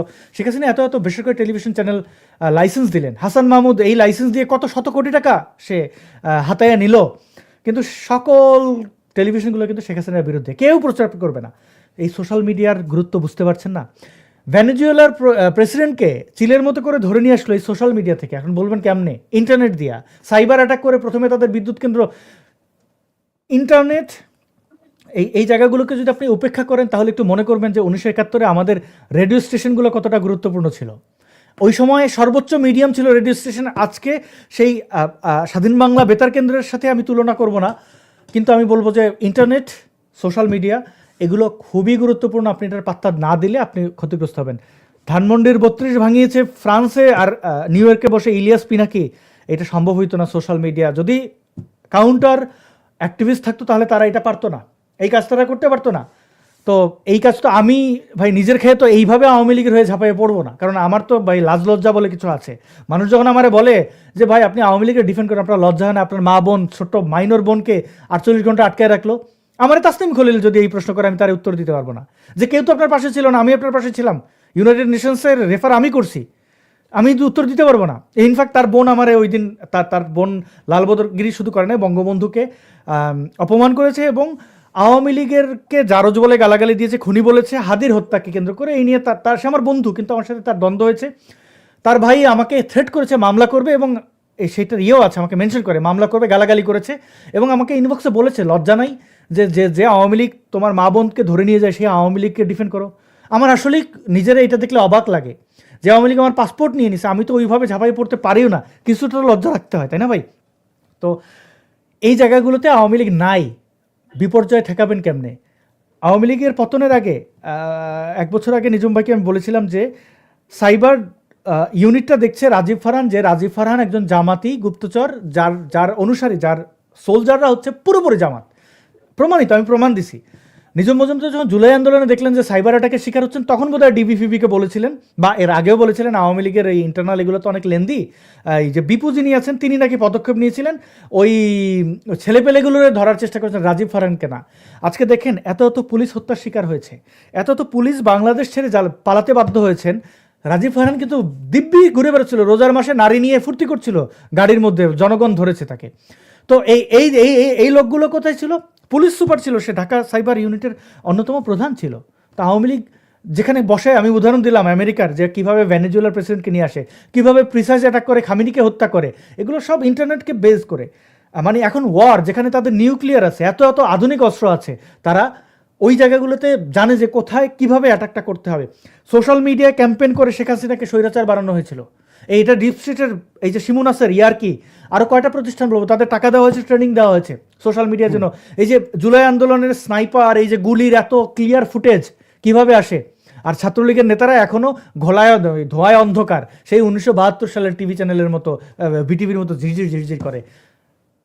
কামন, এখানে একটু ইয়ে করার একটু মানে ইয়ে হন, আপনি ছাত্রলীগের একজন নেতাকর্মী হিসেবে একটু আহ্বান জানান আপনার সতীর্থদের। বাংলাদেশ ছাত্রলীগের আমি একজন সম্মুখ সারির কর্মী, আমি এটা গর্ব করি সবসময়।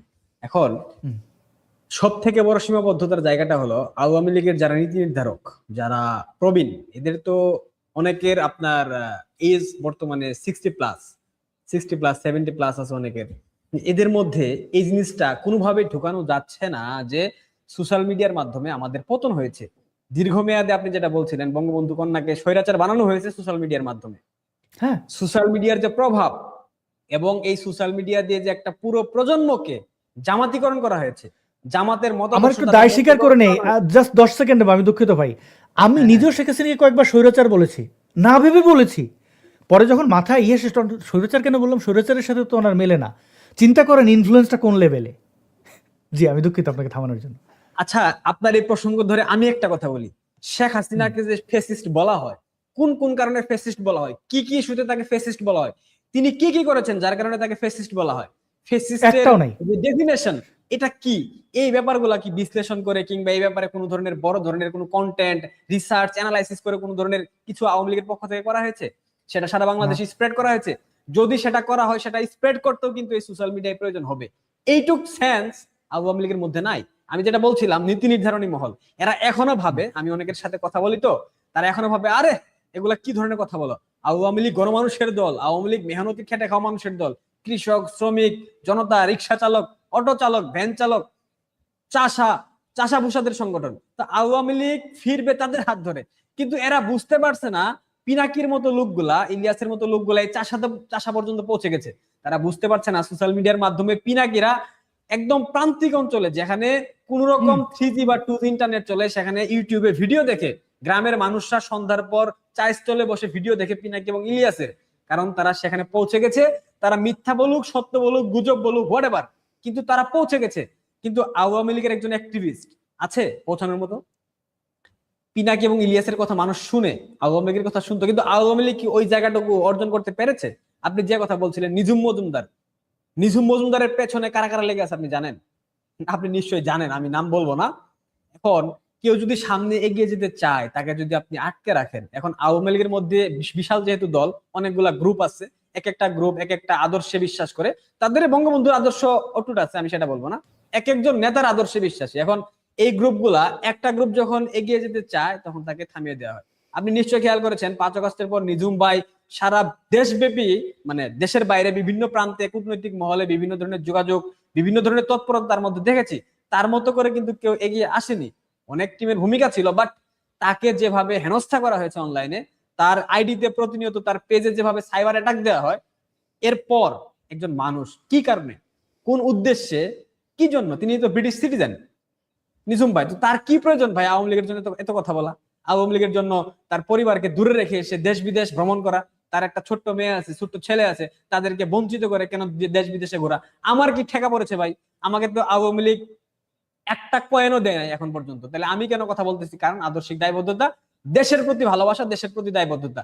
এই জিনিসটা আওয়ামী লীগ যত দ্রুত বুঝতে পারবে যে আওয়ামী লীগের পতন মানে শুধুমাত্র আওয়ামী লীগের পতন না, বাংলাদেশের পতন। বাংলাদেশটা যে অন্ধকারে ডুবে গেছে এই বদমাশগুলোর কারণে, এই বদমাশগুলোর মধ্যে এই ধরনের উপলব্ধি এখন পর্যন্ত আসেনি। যদি উপলব্ধি না আসে ভাই কি করব? এখন আপনি যেটা বললেন আমাকে, তৃণমূলের উদ্দেশ্যে কিংবা আমার দলীয় নেতাকর্মীর উদ্দেশ্যে একটাই বার্তা থাকবে, আপনারা নিজেদের জায়গা থেকে চেষ্টা করেন, আসাদ ভাইয়ের সাথে যোগাযোগ করেন। আপনারা যারা কথা বলতে চান, কন্টেন্ট ক্রিয়েট করতে চান, আমি আওয়ামী লীগের প্রতি আমার কোনো ভরসার জায়গা নাই, কারণ তারা কখনো শুধরাবে না, তাদের পেজ কখনো ঠিক হবে না। ওইটা মুদি দোকান থাকবে, মুদি দোকান আছে, মুদি দোকান ছিল। এবং এখন আপনারা ব্যক্তিগতভাবে যারা কন্টেন্ট ক্রিয়েট করতে চান বা কথা বলতে চান অনলাইনে, আমার সাথে যোগাযোগ করতে পারেন। আমিও টুকটাক বেশ কিছু বিষয় জানি, আমি হেল্প করবো আপনাদেরকে। আর আসাদ ভাই তো বললোই, আপনাদেরকে প্রপার ট্রেন আপ করবে, আপনারা তার সাথে যোগাযোগ করেন, তাকে ফেসবুক পেজে মেসেজ দেন, আমি আওয়ামী লীগের মুক্তিযুদ্ধের পক্ষের তৃণমূলের যারা নেতাকর্মী আছেন, ছাত্রলীগের বিশেষ করে তাদেরকে বলতেছি। আর ছাত্রলীগের শীর্ষ নেতৃত্ব, আমি তাদেরকে ধন্যবাদ জানাই, কারণ 5 আগস্টের পর থেকে তারা সর্বোচ্চ চেষ্টা করেছেন। হতে পারে তাদের ক্যামেরা কোয়ালিটি ভালো না, তারা অন্ধকারের মধ্যে থেকে কথা বলেন, কিন্তু আসাদ ভাই বাংলাদেশ ছাত্রলীগের ইতিহাসে হুসাইন সাদ্দামের মতো প্রজ্ঞাবান মেধাবী, তার ব্যাপারে অনেক বিতর্ক থাকতে পারে, সে ভালো মানুষ কিনা সেটা আমার দেখার বিষয় না, বাট না, সে মেধাবী, ভালো কথা বলে, সুন্দর প্রজ্ঞাবান, ভালো কথা বলে, এবং সাদ্দামের মতো একটা ছেলে ছাত্রলীগের প্রেসিডেন্ট, এটা ছাত্রলীগের জন্য সৌভাগ্য। আমি তার ব্যক্তিগত বিষয় আমি টানছি না, বাট মেধার দিক থেকে সাদ্দাম হুসাইন পারফেক্ট। সে ফ্লুয়েন্টলি ইংলিশে কথা বলতে পারে। আপনি শিবিরের সাদেক কায়েমকে দেখেন, কথা বলতে গেলে দাঁত ভেঙে বের হয়ে যায়। সুতরাং এগুলো দেখা আমি টানবো না।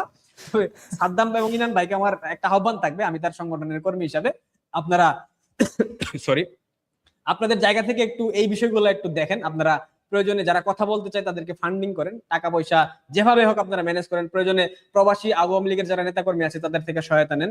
আপনারা যেই ছেলে মেয়েগুলা কথা বলতে আগ্রহী, আমাদের একটা গ্রুপ আছে ক্র্যাক প্লাটুন, আপনি নিশ্চয়ই চেনেন। এই গ্রুপটা নিজেদের খেয়ে নিজেদের পরে ছেলে মেয়েগুলা একদম অল্প বয়সী ভাই, এরা কিন্তু এক একজন ইউনিভার্সিটিতেও যায়নি এখনো। এদের যে আপনার কাজ, এদের যে কথা বলা, এদের যে গার্ডস, এগুলা দেখে আসলে মাঝে মধ্যে গর্ব হয়। তাদের মিমগুলো ভাই, ক্র্যাক প্যালেটনের একটু প্রশংসা করে নেই ভাই, মাঝে মাঝে একটু পাগলামি টাগলামি করে, দুই একটা ভুলভাল কাজ করে, কিন্তু তারা অসাধারণ, আমি মুগ্ধ তাদের কাজ দেখে। থ্যাঙ্কস।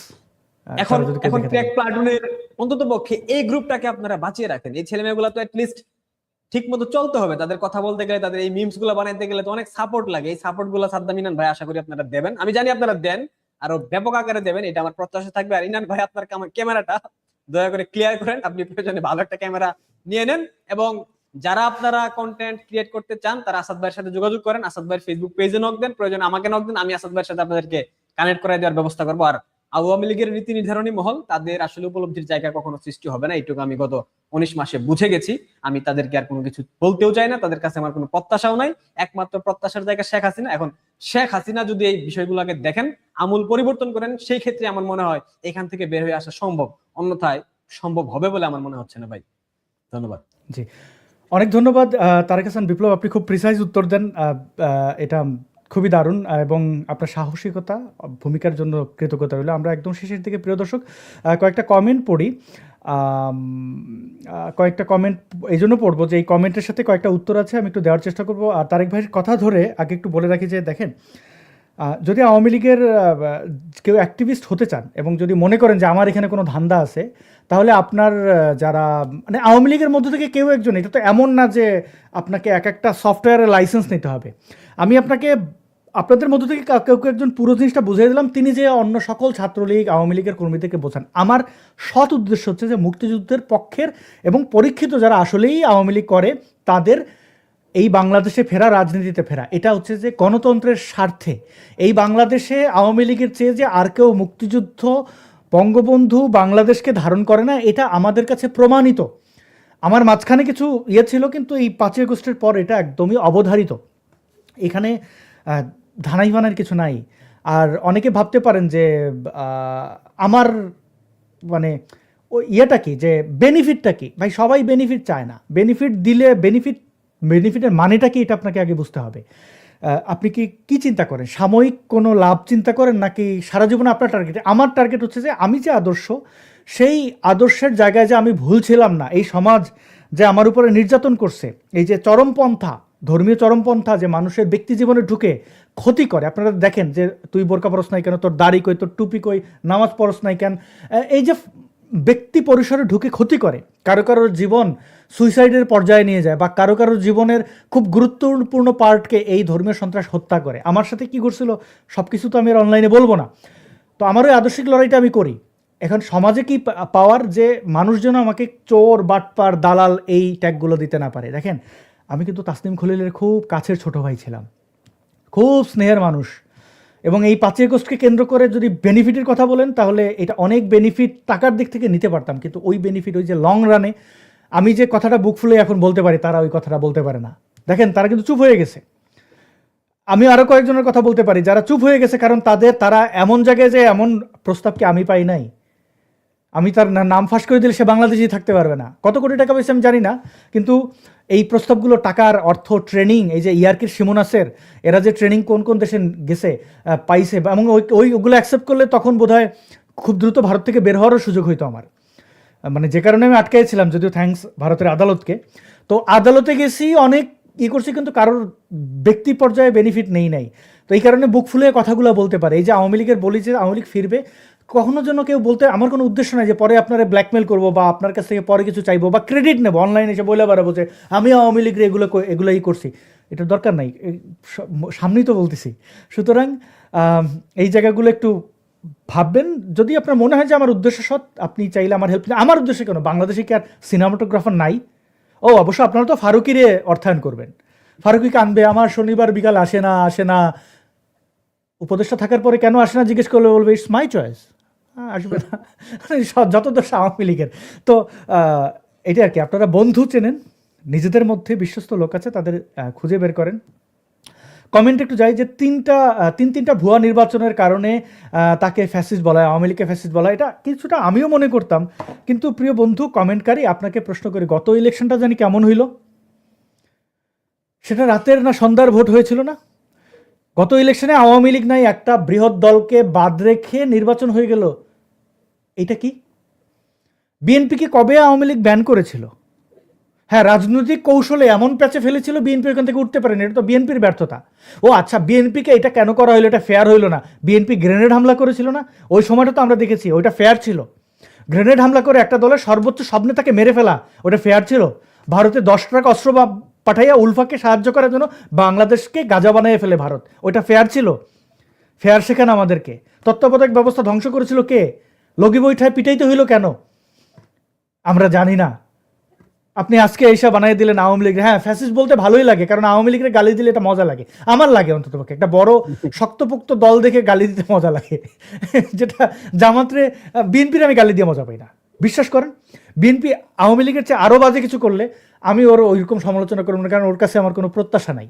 এটা একটা ক্লাব, 14 জায়গা থেকে 14 জন আসছে, আমি কারে বলবো? দেখেন, এখন বিএনপির গালি দিতে গেলে তো ফজলুর রহমানের গালি দিতে হয়, বেচারা মুক্তিযুদ্ধের একটা ভূমিকা রাখছেন। এখন বিএনপি তো ক্লাব, এখানে অনেক ধরনের মানুষ আছে, কিছু কিছু আমাদের মানুষও থাকে। দেখেন, রুমিন ফারহানার মতো একজন নারীবাদী, তাকে বলতে হবে বোল্ড একজন মানুষ, যে আমি নারী আমার মতো, মোল্লা তোরে বুঝছি না, কারণ তারেও তো ভালো হয়েছে, সে বের হয়ে গেছে। তো এরকম যে মানুষগুলো আছে, তারাও বিএনপি থেকে বের হয়ে গেলে আমাদের একটু সুবিধা হয়। আর আওয়ামী লীগরে কেন দেখেন, আওয়ামী লীগের সাথে যেহেতু মুক্তিযুদ্ধের সম্পর্ক, মানে কি, মুক্তিযুদ্ধ বাংলাদেশের জন্ম দিছে আওয়ামী লীগ, ফলে এটা একটা নারীর সম্পর্ক আছে। আপনার আপন ভাই যখন ভুলভাল করে, তখন আপনি কিন্তু ওই তার উপরে খেপেন ওইভাবেই, যেটা পাশের বাড়ির রহিমউদ্দিনের উপরে অতটা খেপবেন না যতটা আপনি আপনার আপন ভাইয়ের উপরে খেপবেন। আপনার প্রিয় বন্ধুর উপরে অত বেশি খেপবেন না যেটা পিনাকের উপরে খেপবেন, মানে পিনাকের উপরে অতটা খেপবেন না যেটা আপনার প্রিয় বন্ধুর উপরে খেপবেন। এই পার্থক্যগুলো একটু বুঝেন। আওয়ামী লীগের দায়িত্ব আছে দেশের উপরে। এইখানে একটা ভালো কথা বলেছেন হেলমেট, সম্ভবত দূর থেকে দেখছি, ভালো দেখতে পাচ্ছেন না নামটা, যে শেখ হাসিনা আর্টিস্ট। হ্যাঁ, যখন তাকে ফ্যাসিস্ট বলবে আপনি তাকে আর্টিস্ট বলতে পারেন। শেখ হাসিনা আমাদেরকে পদ্মা সেতু দিয়েছেন, এরকম পদ্মা সেতু বানানোর হ্যাডাম, গার্ডস আর বাংলাদেশ অন্য কোনো নেতার আমি দেখি না। তারেক তো এসে বলতেছেই যে মেট্রো রেল, এলিভেটেড এক্সপ্রেসওয়ে, এগুলো বেকার, মানে আঙ্গুর ফল টক। আরে ভাই, এটা কেমন 2026, এখন একটু প্র্যাকটিক্যাল হও, অন্য কিছু বানাইয়া দেখাও, না পারলে চুপ থাকো, অন্তত ওকে নিন্দা করো না। এবং অবকাঠামোর যে উন্নয়ন, এটা আমি আগে আসলে শেখ হাসিনা ক্ষমতা থাকতে খেয়াল করিনি, কারণ তিনি তার প্রচার যন্ত্রগুলোকে এতটা ভৃত্যে পরিণত করেছিলেন, বা তারা হয়ে গেছিল যে যাই বলতে মনে হতো চাটুকারিতা করছে। আরে এত এলিভেটেড এক্সপ্রেস হয়ে আমি পরে গুগল ম্যাপ দেখে অবাক হয়ে গেছি যে আসলে এটা উনি বানাইছিলেন, এবং আগে আমি খেয়ালই করি নাই। ইউ থিঙ্ক ভাই, এলিভেটেড এক্সপ্রেসওয়ে হওয়ার কারণে ঢাকা শহরে যে কতটা উপকার হয়েছে আপনি চিন্তা করতে পারবেন না। একটা মানুষ এয়ারপোর্টে গেলে মহাখালী বনানী সিগন্যাল ক্রস করে যাইতে আপনার 3 থেকে 4 ঘন্টা সময় লেগে যায়, সেখানে ফার্মগেট থেকে আপনি এলিভেটেড এক্সপ্রেসওয়েতে উঠবেন, 10 মিনিট আপনাকে এয়ারপোর্ট পৌঁছে দেবে। এর থেকে সুবিধা আপনি কি চান? হ্যাঁ, তারপর কলকাতায় যারা আগের কমেন্টে যে লোকটা বললো যে শেখ হাসিনা 3টা নির্বাচন, আমি তাকে জাস্ট একটা কথা মনে করাই দেই, স্বাধীনতা পরবর্তী বাংলাদেশের ইতিহাসে একবার সঠিক উপায়ে গণতান্ত্রিক ভাবে ক্ষমতা হস্তান্তর হয়েছিল, সেটা শেখ হাসিনা 2001 সালে করেছিল বিজয় মিছিলের মধ্য দিয়ে। এইটা বাংলাদেশের ইতিহাসে বিএনপি করে নাই, জাতীয় পার্টি করে নাই, জামাত করে নাই। জাস্ট একটু মনে রাখবেন শেখ হাসিনাকে ফ্যাসিস্ট বলার আগে। ধন্যবাদ। এবং যারা এখন লুঙ্গিটা কাঁচামারে লাফাইতেছেন, অনেকে লুঙ্গি কাঁচামারার আগেই লাফাচ্ছেন, তাদেরকে বলে দেই, বঙ্গবন্ধুকে হত্যার পরেও কিন্তু বঙ্গবন্ধুর নাম নেওয়া, আওয়ামী লীগের নাম নেওয়া এই বাংলাদেশে এর চেয়েও ভয়ঙ্কর ছিল। কিন্তু সেই আওয়ামী লীগ কোথায় দাঁড়িয়েছিল, এবং বিএনপি যে পথ তৈরি করেছে আমরা ইতিহাসের সাক্ষী, তখন কিন্তু আমরা ডিফেন্ড করবো। আওয়ামী লীগ যখন এই তখন আর স্বৈরাচারী বলবো না, এই যে মারাটা দেবে তখন বলবো কেমন লাগে, কেমন বলছো, যখন এখন আওয়ামী লীগরে বলতেছে যে এই যে মোল্লাগিরি করছো, মাদ্রাসা ঢাকা বিশ্ববিদ্যালয়কে ঢাকা মাদ্রাসা বানাইছো, কেমন লাগে এখন, এই কথাগুলো কিন্তু বলছি, পতনের আগে বলছি, পতনের পরে আর বলতে রুচিতে বাধা দিচ্ছে যে মরামাইরা লাভ কি। যাই হোক, ধন্যবাদ তারেক ভাইকে, আপনি খুব দারুণভাবে পয়েন্ট আউট করেন অনেকগুলো বিষয়। পিনাকি আর ধ্রুব রাঠি একই রাস্তায় না, ধ্রুব রাঠিদের পরে এই যে আমি বলি ধ্রুব রাঠি এবং আকাশ ব্যানার্জি, ভারতের যাদের চ্যানেলের নাম কি যেন, দেশভক্ত, ওরে বাবাদের চ্যানেলের নাম দেশভক্ত, যেমন জামাত ইসলাম বলে তারা, মুক্তিযুদ্ধ, তো এই দেশভক্ত আরও ওই কি ব্যানার্জি কিছু খুব নিম্নমানের দালাল, কি নাম ওদের, অর্ক ভাদুরি টাদুরি কী সব বাল, এদেরকে ভাড়া করেছিল, এবং এটা জুলকারনায়ন শাহের এবং আরও কয়েকজনের মাধ্যমে এটা হয়েছিল। দেখেন আমি আবার বলি, আমি কিন্তু তাসনিম খলিল, জুলকারনায়ন নায়ের শাহের তার সময় মানে অনেক আগে আমাকে ব্লক করেছিল, তার আমি মুখোশ বুঝে গেছিলাম, কারণ মদ্য বয়সে যে আচরণটা করেছিল আমি বুঝেছিলাম যে হি ইজ পেইড। তাসলিমের ধরাটা কঠিন হয়েছিল, ওই আয়নাঘরের সময় তাসলিমের সাথে আমি সম্পর্ক খারাপ করেছি, আমার দিক থেকে বলে কয়ে যে মানে আমি তার ভিকটিম ভাবতাম রে ভাই, সেই ভিকটিম যখন নিজের সেই জিনিসটা বেঁচে দেয়। তো যেটা বলতে চাই, দেখেন ধ্রুব রাঠিদের পরে কেনা হয়েছে এবং এটা ডিপ স্টেট এটার সাথে কানেক্টেড, তো তারা বিক্রি হয়েছে, এটা কি তারা জয়ী হয়েছে? আর পিনাকিকে বললাম, গত মিনিমাম 5 বছর ধরে জামাত ইসলামের পিআর টিম, তাদের রিসার্চ টিম, তাদের সকল টিম এই পিনাকির সাথে ছিল, এবং বিশ্ববিদ্যালয়গুলোতে যে এই যে কোচিং সেন্টারগুলোর মাধ্যমে যে আপনি মনে করেন না তাদের পড়াশোনা করে মেধাবী বানায়া বিশ্ববিদ্যালয়ে ভর্তি করেছে, তাহলে দু একটা মেধাবী আমরা দেখতাম। তারা যেটা করতো, এই বিভিন্নভাবে প্রশ্ন যে ফাঁস হওয়ার যে ঘটনাগুলো, এই প্রশ্নগুলো কালেক্ট করতো তারা বিপুল টাকায়। জামাতের আর্থিক ইনস্টিটিউশনগুলো তো আর আওয়ামী লীগ ধ্বংস করে নাই, বা তাদের ফেয়ারভাবে তাদের শাস্তিও দেয় নাই, সেগুলো তরজা ছিল, তারা ওই টাকাগুলো ব্যয় করেছে, কারণ তারা জানতো পাবলিক বিশ্ববিদ্যালয় দখল করতে হবে। কেন ঢাকা বিশ্ববিদ্যালয়ে গণহত্যা হচ্ছে বলে কেঁদেছিল না, অভিশাপ আসমান কাঁপে, ওই নারী যে কেন কাঁপালো সেটা তো আমরা জানি। হ্যাঁ, এবং এই মৃত্যুর উপত্যকা আমার দেশ নয় বলে যে শিক্ষক এখন কিন্তু দেশের বাইরে। আরও অনেকের নাম বলতে পারি, যারা কারা টাকা নিয়েছে, ওই যে যারা টাকা নিয়ে দালালি করেছে তাদের পরাজয় এইখানে, যে আজীবন তাদের চোরের মতো থাকতে হবে। দেখেন একটা উদাহরণ দেই, পিনাকিকে নিয়ে কেউ ফেসবুকে একটা সিঙ্গেল স্ট্যাটাস দিল, সে উলঙ্গ হয়ে, এমনি তো 3 আরও 6 ইঞ্চি উলঙ্গ হয়ে তারা গালাগালি করে। একদিন একটা জায়গায় আমাকে কাউন্টার দিয়ে, তারা নিয়ে আমার 3টা ভিডিও বানানো আছে, কোনো ভিডিও মিলিয়ন্স অফ ভিউজ হয়েছে, একটা জায়গায় সে আমারে খোঁচায় না, কারণ জানে যে আমি তার বাপ, কোন জায়গায় আমি তারা ধরবো এটা যে জানে। ইনফ্যাক্ট ধরছিও, এই জন্য তারা ছাড় দেবো এমন না। আমি সামনে 1 মাসের মধ্যে ইংরেজিতে একটি পূর্ণাঙ্গ ভিডিও আনছি, তার পুরো আমলনামার ফিরিস্তে সেখানে থাকবে, অনুবাদ থাকবে, এবং এটা ফরাসি ভাষায় অনুবাদ হবে, এবং এইখানে পিনাকি এবং ইলিয়াস 2 জন। এবং আমি এই ভিডিওটা আমার বাংলা ভাষীদের জন্য করব না, একটা হচ্ছে ইংরেজি ভাষীদের জন্য, ফরাসিদের জন্য। এবং আমার বিশ্বাস এই ভিডিওর পর ওরা একটা শক্ত বিপদে পড়বে, তো ছাড় আমি দেবো না। কিন্তু ওরা যে ওই যে আমাকে গালাগালি করে না, কারণ আছে যে এই যে আপনি বুঝতে হবে যে কার কোথায় ধরতে হবে। ফারুকি কেন শনিবার বিকেল করে না, এখন কেন মাইন্ডকার চিপায় আছে, একটা মজার ইয়েতে আসি, বুঝছেন জিনিসটা তারেক ভাই, আপনি যেহেতু অ্যাক্টিভিজম করেন, আপনাকে বলতে এটা মজার বিষয় আছে। এই যে ফারুকির মতো যেগুলো কন্ট্রোল করতে হবে নিজেকে আর কি শব্দ চয়নে, তো যে ধরনের চিড়িয়াগুলো আমার সামনে, ভাই আমার যে কি আনন্দ লাগতেছে যে এদের এক একটারে করে ধরে ধরে ছিলবো। এখন যদি আমি দালাল হইতাম, আমি কি তাদের ছিলতে পারতাম? না। এই যে সুযোগ, দেখেন তারা গাদ্দারি করছে একটা নির্দিষ্ট সময়। এই যে লোভে পড়তে নাই কখনো, সামনে কিছু পাইলেই খায়েন না, সামনে কিছু পড়লেই, মানে যদি কিছু করেনও না বুঝে, সেটার আপনি ক্ষমা পাবেন না বুঝে কিছু করলে, কারণ আপনি সততার জায়গা থেকে। কিন্তু যদি কোনো জায়গা থেকে কিছু নিয়ে আপনি করেন, আজীবনের জন্য আপনি লক হয়ে গেলেন। আপনি নামছেন, যারা অ্যাক্টিভিজম করেন তাদের ক্ষেত্রে খুব সাবধান, নাচতে নামছেন কিন্তু ঘন্টা দেওয়া যাবে না। আর যেহেতু আপনি পাবলিক ইয়েতে আছেন, কখনো 2-3টা জিনিস থেকে বিরত থাকতে হবে। অর্থের লোভে পড়া যাবে না, নারীর লোভে পড়া যাবে না, কারণ যদি আপনি পুরুষ হয়ে থাকেন আর কি, পুরুষের কিন্তু সবচেয়ে বড় শত্রু তার ওইটা। এটার কিন্তু উদাহরণ, আরও উদাহরণ আছে, এইদিকে না যাই। হ্যাঁ, এমনকি ওই যে নীলা ইসরাফিল কার মানে তার শ্বশুর থেকে শুরু করে ওই যে সরোয়ার তুষার এবং আরও, এগুলো কিন্তু সাবধান। অর্থ, হানি ট্র্যাপ এবং সর্বশেষ হচ্ছে যে সততা, আপনার আদর্শ কি, উদ্দেশ্যটা কি, এবং এই বাংলাদেশে কৃতজ্ঞ থাকেন মুক্তিযুদ্ধ, বঙ্গবন্ধু, এই মানুষগুলোর উপর কৃতজ্ঞ থাকেন। তারা কিন্তু পুরো জীবন যৌবন পরিবার উৎসর্গ করে দিয়েছেন আমাদের জন্য।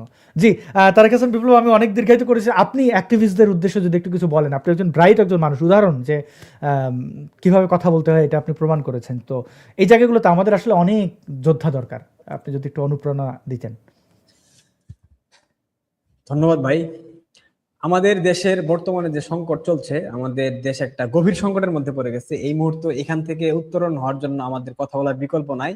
সেই জায়গা থেকে, সেই অভিপ্রায় থেকে আমি কথা বলা শুরু করেছি। আমি খুব নতুন এই সেক্টরে, আমি আপনাদেরকে উপদেশ দেওয়ার মতো কেউ না। জাস্ট আমার মনে হয়েছে যে আপনারা এটলিস্ট যাই করেন না কেন, যত কিছুই করেন না কেন, আসাদ ভাই তো উপদেশ দিয়েছে, 3টা বিষয় আপনারা সবসময় সচেতন থাকবেন, এটা প্রথম শর্ত।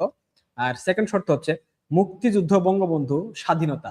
এই 3টা বিষয়ে কখনোই আপনারা যে আদর্শে বিশ্বাস করেন না কেন, আমি বলতেছি না আপনাকে আওয়ামী লীগ করতে হবে, বিএনপি করতে হবে, জামাতের কথা তো এখানে আসবেই না, প্রসঙ্গের বাইরে জামাত। আপনি যে আদর্শেরই হন না কেন, মুক্তিযুদ্ধ, বঙ্গবন্ধু, স্বাধীনতা, এই 3টা বিষয়ে কখনো আপোষ করবেন না। এই 3টা বিষয়কে সর্বোচ্চ শ্রদ্ধা করতে হবে যারা অ্যাক্টিভিজম করবেন, এবং একটা ট্র্যাক আপনারা নির্ধারণ করেন যে আমি এই মতাদর্শে কিংবা আমি এই গতিতে আগাবো। আপনি রাস্তা বিচ্যুত হইতে পারেন, স্বাভাবিক হতেই পারে। এখান থেকে আবার ফেরত আসার জন্য যদি আপনার ট্র্যাক ঠিক থাকে, আপনার আদর্শিক জায়গা ঠিক থাকে, আপনি ফেরত আসতে পারবেন, যেটা আমি বিশ্বাস করি। সুতরাং একটাই কথা থাকবে, মুক্তিযুদ্ধ, বঙ্গবন্ধু, স্বাধীনতা, এই 3টা বিষয়ে আপনারা সবসময় থাকবেন, প্রশ্নহীন থাকবেন, এবং আদর্শিক জায়গা ঠিক রাখবেন, সততা বজায় রাখবেন, অর্থের লোভে পড়বেন না, যেটা তো ভাই বলে দিয়েছে, সেটা আর আমি না বলি। এটাই থাকবে বার্তা ভাই, আর আসলে আমার ওভাবে কিছু বলার নাই। তবে দেশের প্রতি ভালোবাসাটা কখনো ছেড়ে দেন না, দেশ বিরোধী কোনো কিছু করেন না, দেশের বিরুদ্ধে যায় এমন কোনো কথা বললেন না। ধন্যবাদ। অনেক ধন্যবাদ তারেক হাসান বিপ্লব। একদম শেষে একটা জিনিস শুধু দেখাই, আমি আসলে আওয়ামী লীগের দোষ ত্রুটি কোথায় কোথায় ছিল, কোথায় কোথায় আওয়ামী লীগের সমর্থকরা কাকে কাকে পছন্দ করে কিভাবে করেছেন, সেটা দীর্ঘ বিষয়। তবে একটু মনে করি, আমি আরশ খানকে কখনো চিনতাম না, তিনি কি করেন আমি আসলে এখনো ভালো করে জানি না, তবে বুঝতে পারি যে তিনি নাটক টাটক কিছু একটা করেন, পাবলিক ফিগার তিনি। তো তিনি বাংলাদেশে বসে এখনো না, আমি তার এটা খুঁজতে গিয়ে দেখলাম অনেক নাটকের পোস্টার, মানে তার নিজে কাজ করছেন। বঙ্গবন্ধু শেখ মুজিবুর রহমানকে উদ্দেশ্য করে 17 মার্চ একটি লেখা, আমি এটা খুব অবাক হয়েছি। তার এই লেখাটা দেখে আমার মনে পড়লো ওই যে চট্টগ্রামের একটা ছেলে আছে না, যে ওই ফিলিস্তিনের জন্য টাকা টুকা তুলতো, বিকাশ নুরুর মতো, কি যেন নাম ভাই, ওই যে ফজলে কি যেন নাম, মবগিরি করে বেড়াইতো। হ্যাঁ হ্যাঁ, মনে পড়তেছে, ফারাজ করিম চৌধুরী। বঙ্গবন্ধু আওয়ামী লীগ বলে আর মানুষের বাড়ির সালিসির নামে মবগিরি করে বেড়াইতো, মাস্তানি করে বেড়াইতো। তাদেরকে আপনারা আওয়ামী লীগের সেলিব্রিটি বানাইছিলেন, এবং যখন আওয়ামী লীগ চরম বিপদে এসে কান্নাকাটি করে মায়ের আঁচল ধরে কাঁদছিল আর বলছিল আমার ভুল হয়েছে, আমাকে ক্ষমা করে দেন। তো এইগুলোর এই ধরনের দালালদেরকে আপনারা মাথায় তুলে সেলিব্রিটি বানিয়েছিলেন। অথচ এই দুঃসময়ে যাদের, আমি যদি আওয়ামী লীগের কেউ হইতাম ওইভাবে, মানে নাওয়া খাওয়া ছেড়ে দিতাম। আবার ভাইবেন না আসিফ নজরুলের মতো বলতেছি, হ্যাঁ আল্লাহ আমি যদি কোনোদিন মন্ত্রী হইতাম, ব্যাপারটা এরকম না, আমি কিছু জিনিস প্রমাণও করেছি। তো এই মানুষগুলোর চিনে রাখেন। তার লেখাটা আমি একটু পড়ি। আপনি কি জানেন আপনার জন্য আমার হেব্বি বিপাকে পড়তে হয়? এই হেব্বি বিপাকে পড়া, এগুলো বোধহয় এই জেনারেশনের ভাষা। যাই হোক, গতবার খাইছিলাম জুতার বাড়ি, এইবার আল্লাহ জানেন কি হবে। দলের মানুষগুলোর যদি মানুষ বানায় যাইতেন, তাহলে আমাদের মতন মানুষগুলো বিপাকে পড়তাম না। শুভ জন্মদিন, আপনি স্মৃতিতে বেঁচে থাকুন। এটাকে বলে গার্ডস, এটাকে বলে চরম দুঃসময়ে যে তার ক্যারিয়ারে চিন্তা না করে দাঁড়ায়। আমি এই যে বললাম যে আমি তাকে চিনতাম না, কিন্তু তার প্রতি আমার শ্রদ্ধা রইল। তার আমি অতীত বর্তমান ভবিষ্যৎ জানি না। আবার RS ফাহিম না কে, তাকে নিয়ে আলোচনা হচ্ছে, সে নাকি গাদ্দারি করেছিল, তা আমি জানি না। তো এরকম অনেক মৌখর উচ্ছিষ্ট খোরকে দেখেছিলাম কিভাবে আওয়ামী লীগের সঠিক সময় গাদ্দারি করেছে। আজমিরি হক বাঁধন আওয়ামী লীগের পুরো সুবিধা নিয়েছে, শেষ সময় এসে কি করেছে। ফারুকি কত প্রজেক্ট তাকে দেওয়া হয়েছে। আবার সেলিব্রিটিদের কথা বলতে গেলে মেহর আফরোজ শাওন, দেখেন তার ভূমিকা, ভদ্রমহিলাকে বলতে হবে, মানে গার্ডস কাকে বলে। তো এই মানুষগুলোর কথা একটু মনে রাখেন, যারা দুঃসময় ছিল। আর যারা সুসময়ের কোকিল, তাদেরকে তো দেখলেন, দীর্ঘ 17 বছর দেখলেন। এই চরম বিপদে একটু মনে রাখবেন, এটাই আমার আহ্বান। অনেক ভালো থাকুন প্রিয় দর্শক। এটা আসলে এক প্রকার আওয়ামী লীগের কর্মী সমর্থকদের উদ্দেশ্য করেই লাইভটা ছিল। কাউকে কষ্ট দেওয়া, ক্ষতি করা বা কোনো কুপরামর্শ দেওয়ার উদ্দেশ্য ছিল না। মানুষ হিসেবে আপনাদের যথেষ্ট বিবেক বুদ্ধি রয়েছে, যাচাই বাছাই নিশ্চয়ই আপনারা করবেন। কোনো বিষয়ে দ্বিমত থাকলে কমেন্ট করে জানাবেন, আর একমত হলে জানানোর প্রয়োজন নেই। এই লাইভটি আপনাদের ভালো লেগে থাকলে লাইক করতে পারেন, লাইক করলে ইউটিউব এটাকে আরও বেশি ছড়ায়, সেই জন্য এই আহ্বান। আর খারাপ লাগলে ডিসলাইক করবেন, তাহলে ইউটিউব আরও কমিয়ে দেবে ছড়ানো, আপনার স্বাধীনতা রয়েছে। এবং এই ইউটিউবের ডেসক্রিপশনে তারেক হাসান বিপ্লব ভাইয়ের ইউটিউব চ্যানেলের লিঙ্ক দেওয়া রয়েছে। আপনারা চাইলে তার অনেকেই বলেন যে তার ইউটিউব চ্যানেলে তার কথা আপনাদের ভালো লাগে, তো আপনারা তার ভিডিও দেখতে পারেন। তিনি নিয়মিত ভিডিও আপলোড করেন এবং অ্যাক্টিভিজম অব্যাহত রাখছেন, ধন্যবাদ তার প্রতি। জয় বাংলা, জয় বঙ্গবন্ধু, সবার ভালো হোক। তারেক হাসান বিপ্লব, আপনার যদি শেষ কোনো বক্তব্য থাকে। সবশেষে একটাই বার্তা থাকবে, বাংলাদেশটা রক্ষা পাক, বাংলাদেশে গণতন্ত্র পুনঃপ্রতিষ্ঠা হোক, বাংলাদেশে জাতির পিতার যে আদর্শিক জায়গা কিংবা জাতির পিতার যে সম্মানটুকু সেটা আবারও আমরা ফিরিয়ে আনার চেষ্টা করি। বাংলাদেশের স্বাধীনতা, সার্বভৌমত্ব যাতে অক্ষুণ্ণ থাকে সেই চেষ্টাই আমরা করব, আমরা করছি। আমরা তো মাঠে গিয়ে আসলে লড়তে পারবো না, সেটুকু সক্ষমতা আমাদের এই মুহূর্তে নেই। সুতরাং যারা মাঠে কাজ করতেছেন তাদের প্রতি আমার স্যালুট থাকবে। সবাই ভালো থাকবেন, নিজের খেয়াল রাখবেন। সবাইকে ধন্যবাদ। জয় বাংলা, জয় বঙ্গবন্ধু। প্রিয় দর্শক, আপনাদেরকে যার যার সময় অনুযায়ী শুভেচ্ছা জানিয়ে আজকে এখানে শেষ করি। অনেক ভালো থাকুন।